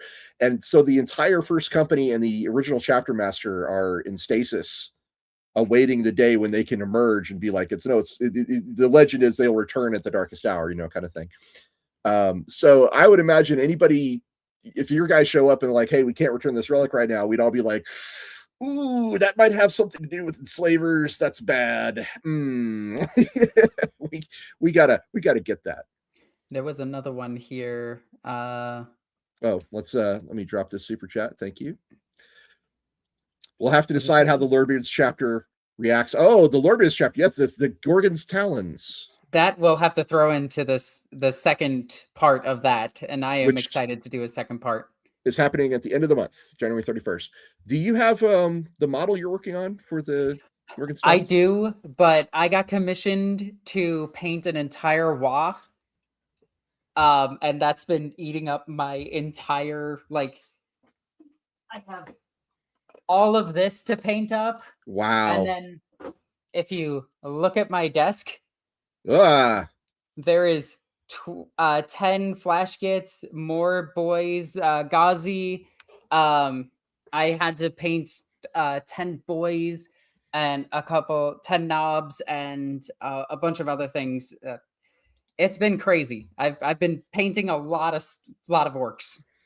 Micah points out that our rivalry would be like the rivalry between the Black Templars and the Salamanders in Hell's Reach. Yeah, that's not a bad comparison. Let's look at those minis now, because I think we got 20 minutes left. Yes. All right. Let me bring them up. Do a filibuster real quick. Okay, so just so you guys know, we do review miniatures on the show. If you put them into the Lorebeards 40K forum, I believe there's a minis thread, and we will look at them. I'm a former Golden Demon judge. Alexis is a extremely talented commission painter. Between the two of us, we have a lot of guidance and comments we can make. I tend to be a little more critical, but that's just because of my background. And I want to be clear, like when we're judging a miniature, we're looking at it for tabletop quality, unless you say you're entering it into a competition, in which case I personally am going to be a little more critical of it to try and save you from common mistakes that judges will pick up on. But if you're looking for tabletop quality, just remember, as long as it looks good at arm's length, it's fine. It doesn't have to look good right up next to your face. It just has to look good on the table. And frankly, like it doesn't take an awful lot of skill to get there. So I encourage you to continue painting, continuing to build your skills. And of course, there's a lot of great YouTube videos out there that tell you how to do it. So Alexis, are we ready? Almost. I was trying to see if I had anything that I could throw up into here. I don't. I haven't taken too many good pictures of my miniatures in quite a bit. Let me just get this up really quickly. Hawk oddly points out that looking good in photos is also a thing about, because photos are the worst. You're right. Photos will bring out every flaw. If you hold it out at arm's length, you're like, this looks fine, and then you take a picture of it, you're going to be like, oh my god, what's going on? Because the lighting and the way the lens captures the model will actually point out things your eye may have missed. It's not a terrible idea if you're looking to improve your painting. Take some pictures and then zoom in. Okay, what have we got here? So this is Leagues of Votan Thunderkin. I forget what. There we go. Thank you. I forget what weapon they're armed with, but I for the life of me, I can't remember what it is. But this is by Unseen Archivist. And Thunderkin are such a pain in the butt to paint. I actually figured out a really easy way to paint them now, and now I can blast through these things really quickly. You just paint them before putting them together. Like I paint most of them almost on sprue at this point. But these look incredible. I love the lenses and everything. I love the what are they called? They're the Ironkin. The Ironkin here. I love Leagues of Votan. They're so cool. The bases look really good. I like the painting on the cables, and the eyes look really good. It's a little bit dark, but I think that may be just because you didn't use a white background or a white anything white underneath to reflect the light. So I imagine they look a lot better than I'm seeing. But they look good. And I think certainly tabletop quality, those bases are very attractive. I will say that. The bases are very nice. I really like these bases. Professor Shapp asks if that's a graviton blast cannon. It might be the graviton weapon. I'm not sure. I will admit my knowledge of Votan weaponry is a little limited. I know what a high yield las weapon is now, because I had to magnetize a whole bunch. We should try to put that on the schedule for next month, Leagues of Votan, so that we can get caught up to date on them. That would be really good to be able to speak about them a little more authoritatively. All 3 paragraphs of them. Well, I mean, they have their own codex, so there's at least some lore. All right, so it is the graviton blast cannon. Cool. What's the next mini? Oh, wow. A 3D printed base. Nice. And this is the Inquisitor they were talking about. So I will zoom out a bit so we can actually see this thing. Huh? That's got to be a kit bash, right? Yeah, this is definitely a Kimpash because that's an Alaris Terminator as the base with a Grey Knight helmet. Yeah, he's carrying a Guardian Spear with Necron blades. That's wild. Yeah, that's really cool. This is imaginative as hell. That's one of the things I like about it.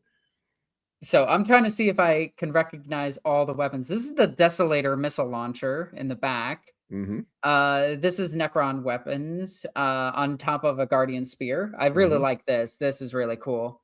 This is a this looks like a AdMech weapon. It does. I don't know what it is. Some kind of plasma gun, I think, but. And then you have a plasma pistol and the grenade launcher. Wow. This is so many weapons on this dude. That's a hell of a lot. I assume that's a green stuff base, actually, I think. Yeah, maybe, yes. It's got moss growing on the base and on the plasma weapon, whatever that is, which is kind of, again, it's interesting. It's very creative. And I like the attempt at the glowing plasma coils. It's a little messy, but it's definitely heading in the right direction. This is also part of a Necron weapon as well here. I like that. I like the cape is very well done. Looks like it's got a extreme highlight on that, which is good. Definitely want a strong highlight on red. Yeah, I don't even know the notes. That's pretty fab. If I saw that on a tabletop, I'd be impressed. Yeah, I like it. I'm gonna see if anyone else posted anything here. Here's our rogue trader from our tabletop RPG campaign. A heavy set of power armor. It is not a custodian armor. It is just the closest thing to what we had to go along with some Necron weaponry and a plasma pistol. Oh, that's Ricky Chapman's rogue trader from his tabletop role-playing game. Yes. He says, we hunt a lot of big game, which is also super chat, so I wanted to read it out loud. Can we go back to the rogue trader then? Because now with that context, that is a lot. Now I get a lot more about this. That is very important context. Okay, so this is a rogue trader. Okay, so rogue traders, of course, will find and use gear from aliens without any trouble. So yeah, Necron Axe, hell yeah. I like the purity seal on it anyway. Just I think that's probably your engine seer saying, better to be safe than sorry.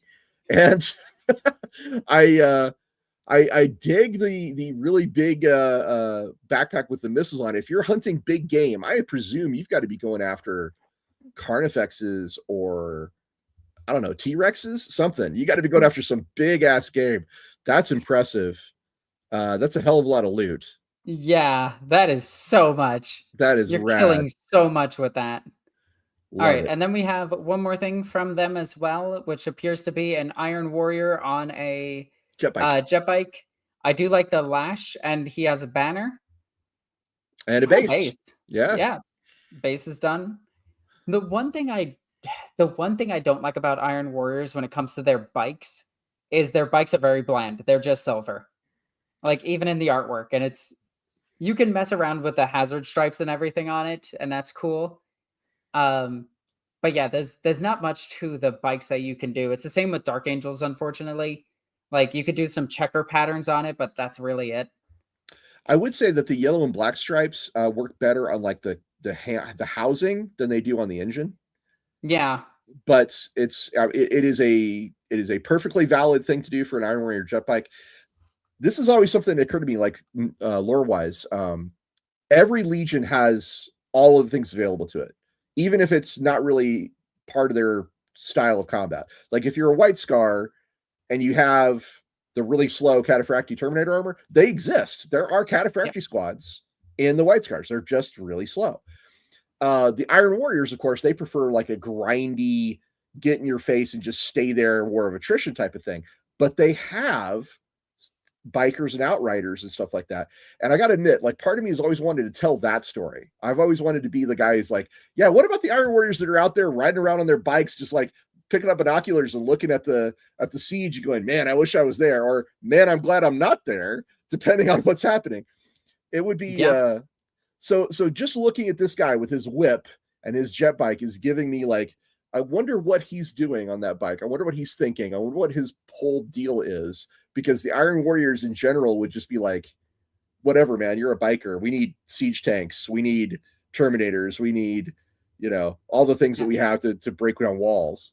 Looking at this miniature, I can tell you that this is more than likely a command squad of banner bearer. Oh, because that would be interesting. Yeah, it has a heavy bolter, and they are the only ones that have to have the heavy bolter. So I think this might be a company ancient on a jet bike. So that could be really, really cool. Interesting. He does say that there's more pictures of the base, which is another super chat, so I'm going to read it out loud. We also sent a picture of just the jet bike base from the other side. Thank you, Ricky Chapman. Oh, yeah, I see it. Boop. Nice. That's one hell of a base. I admire that base. I like the dead Imperial fist on it. Hell yeah. Well, it's an Iron Warrior. It makes perfect sense. That's their rivalry. Yep. That is their rivalry. Good job, Ricky Chapman. Looking good. And I really like this. Yeah. Dig it. All right. And that is it for the models of the week. If you guys have any more miniatures you want us to showcase on the show itself, all you have to do is go to our Discord and comment it in the painting forum. And once we have it, we will pile them all together and show them off on our show. I love showing off people's miniatures because it makes me happy. I love seeing miniatures. It also gives me some inspiration to finish the current projects that I am working on or finish the projects I'm commissioned for because I really need to get these done. And yeah, I love seeing all the miniatures. It's really like a big hobby boon for me. I gotta admit, I enjoy it. We do have about 10 minutes left, so this would be a good time for you guys to post any questions you have for us. I think we could turn this to a little mini AMA. Hawk Oddly asks, Ross, are you working on anything right now? The latest thing I worked on was the Enemies Unleashed project. It's a book of 17 supervillains for Prowlers and Paragons. You can find it on DriveThruRPG. Please go check it out. I really enjoyed working on that. I don't have anything coming up that I can talk about. I do have things I'm working on, but they're just not yet something I can discuss. But thank you for asking. I'm trying to find the link to it really quickly so I can send it. I know that here it is. There will be more to say about my projects later on this year. I just gotta get some other things going there. All right, Alexis has posted a link to the Enemies Unleashed. If you guys are curious, I'm pretty proud of it. It's got a lot of really cool supervillains in it.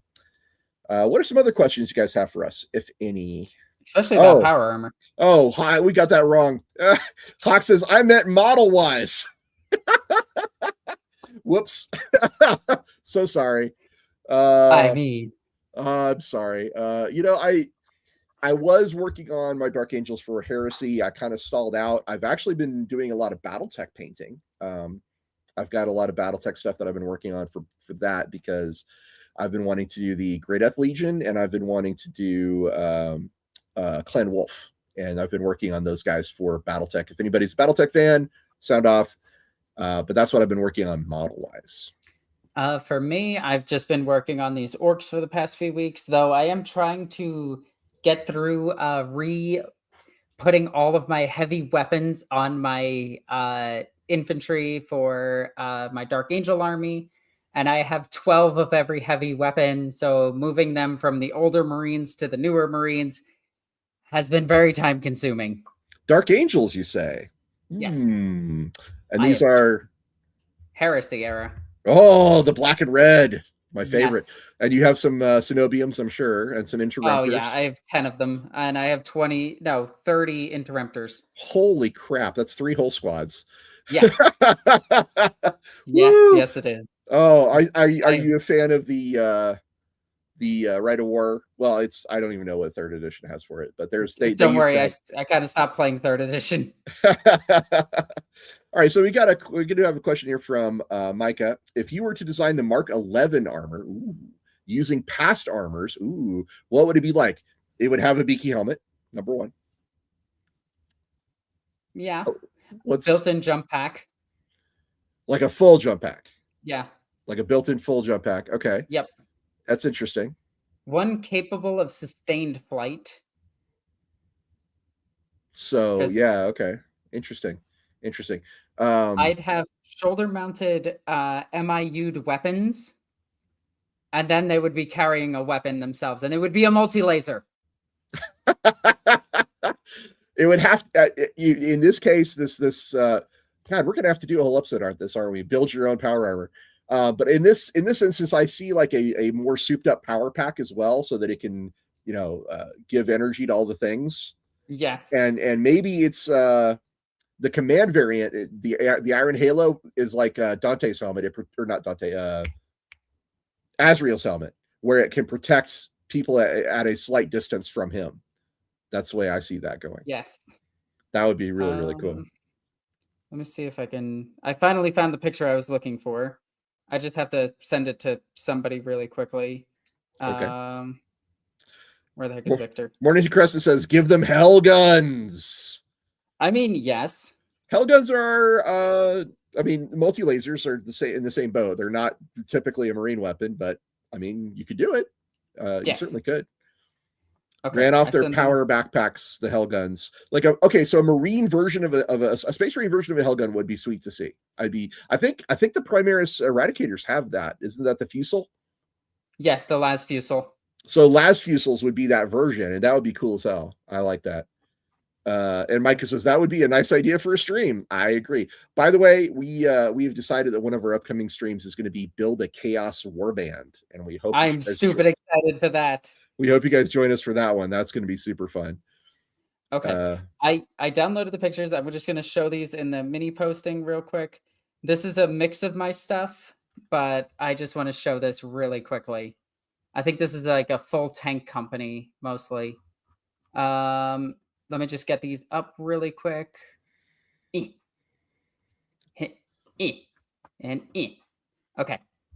Do you want me to add it to stage? Zoom in, and then I got to add it to stage really quickly. I lost everything. Add to stage. There it is. Wow. So this is a mix of my Primaris Space Marines and my regular Marines. Can I just reset this? Yeah, there we go. Oof. Look at those tanks. That's awesome. You got some Predators with conversion beamers. You got Scorpius tanks. You've got some of the super heavies out there. Ooh, there's one of the repressors, right? The single repressor, because that's all I have. A repressor. Let's see. Let me zoom out a little bit so you can actually see. I have 4 Land Raiders now. But I only have one of the Primaris vehicles. These guys I'm really proud of because they're all in Recon Squad, right? Yeah. But they're all in actual like ghillie suits. Recon Squads are awesome, or they were awesome in 2nd edition Heresy. One thing I'm going to say here, and this is coming from a Dark Angel fan, so I want you to know it's said with love. I would like to see more tanks with plasma weapons. Yeah. All of my turrets can be swapped. Okay. So all of them can. As you can see, my Knight Cenobiums here. I currently have 150 Terminators. That is a hell of a lot of Terminators. Yep. I even have the Chaplain Dreadnought in the background, a Deredeo. I have 2 Deredeos now. This picture is older. You can see all my bikes, some of them that are not painted. I love this army so much. But yeah, I just wanted to show that real quick because Dark Angel love. We love Dark Angels here. We got a super chat from Spitfire 703. Thank you, sir. Do any Chaos Space Marines make their own patterns of power armor? So kind of. They maintain older suits mostly, but the Rubicon Marines have a very particular power armor, and they technically recruit, though it's very weird and it's only mentioned in a few books where they recruit people who are psychic and then magic them into the armor. So they maintain that. Do they the question, do they make their own patterns? I mean, yes, in a way, because they are repairing and maintaining suits that are from Marks 2 through 5, especially 4 and 5. Those are very, very common. However, and I'm going to say this controversial opinion here, so everybody get ready, but you could think of Chaos Space Marine armor as Mark 9 because it is its own special design. There's the fluted backpack that they have, Yep. and that their suits are generally distinctive with like spikes and other things that are part of it. You could look at it as that's the quote unquote missing mark. The Mark 9 might be Chaos Space Marine armor, in which case that would be their own mark. And I like to think of it, even if you don't call it Mark 9, it is a design that is specific and unique to them. I do like that, actually. I like that a lot. Because it's the backpack that really gives them away as a different style of armor. Well, lore-wise, their armor kind of becomes part of it fuses with their flesh. And like the mutations and stuff. So it's not really a mark at all, but it kind of is as well. It's a fascinating question. As far as I know, they don't manufacture a specific type of suit. Let's put it that way. I know Vashtor and the Dark Mechanicum make their armor, but it's never stated that they make new armor. Well, the Dark Mechanicum, by new armor, I mean a new type of armor.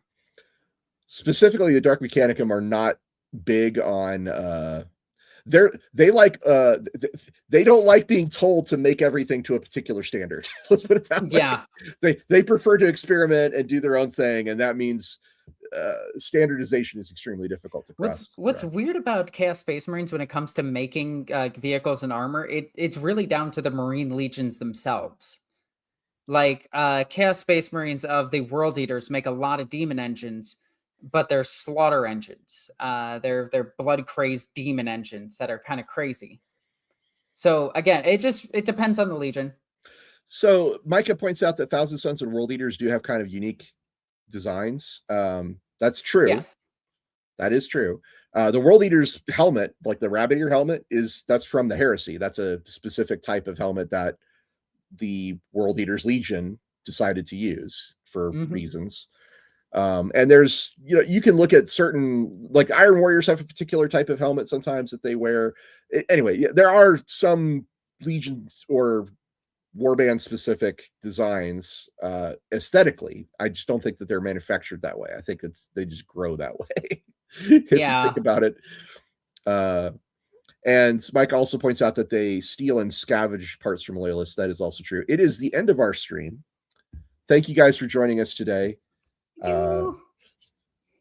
We appreciate you guys supporting the channel and supporting everything that we do here. And we are still not done with Space Marines. There's still so much to cover. War suits, going to be? Vehicles. Yeah, we still have to cover vehicles, and then equipment, and then guns. Yeah, tons. Ooh. So much stuff. Melee weapons.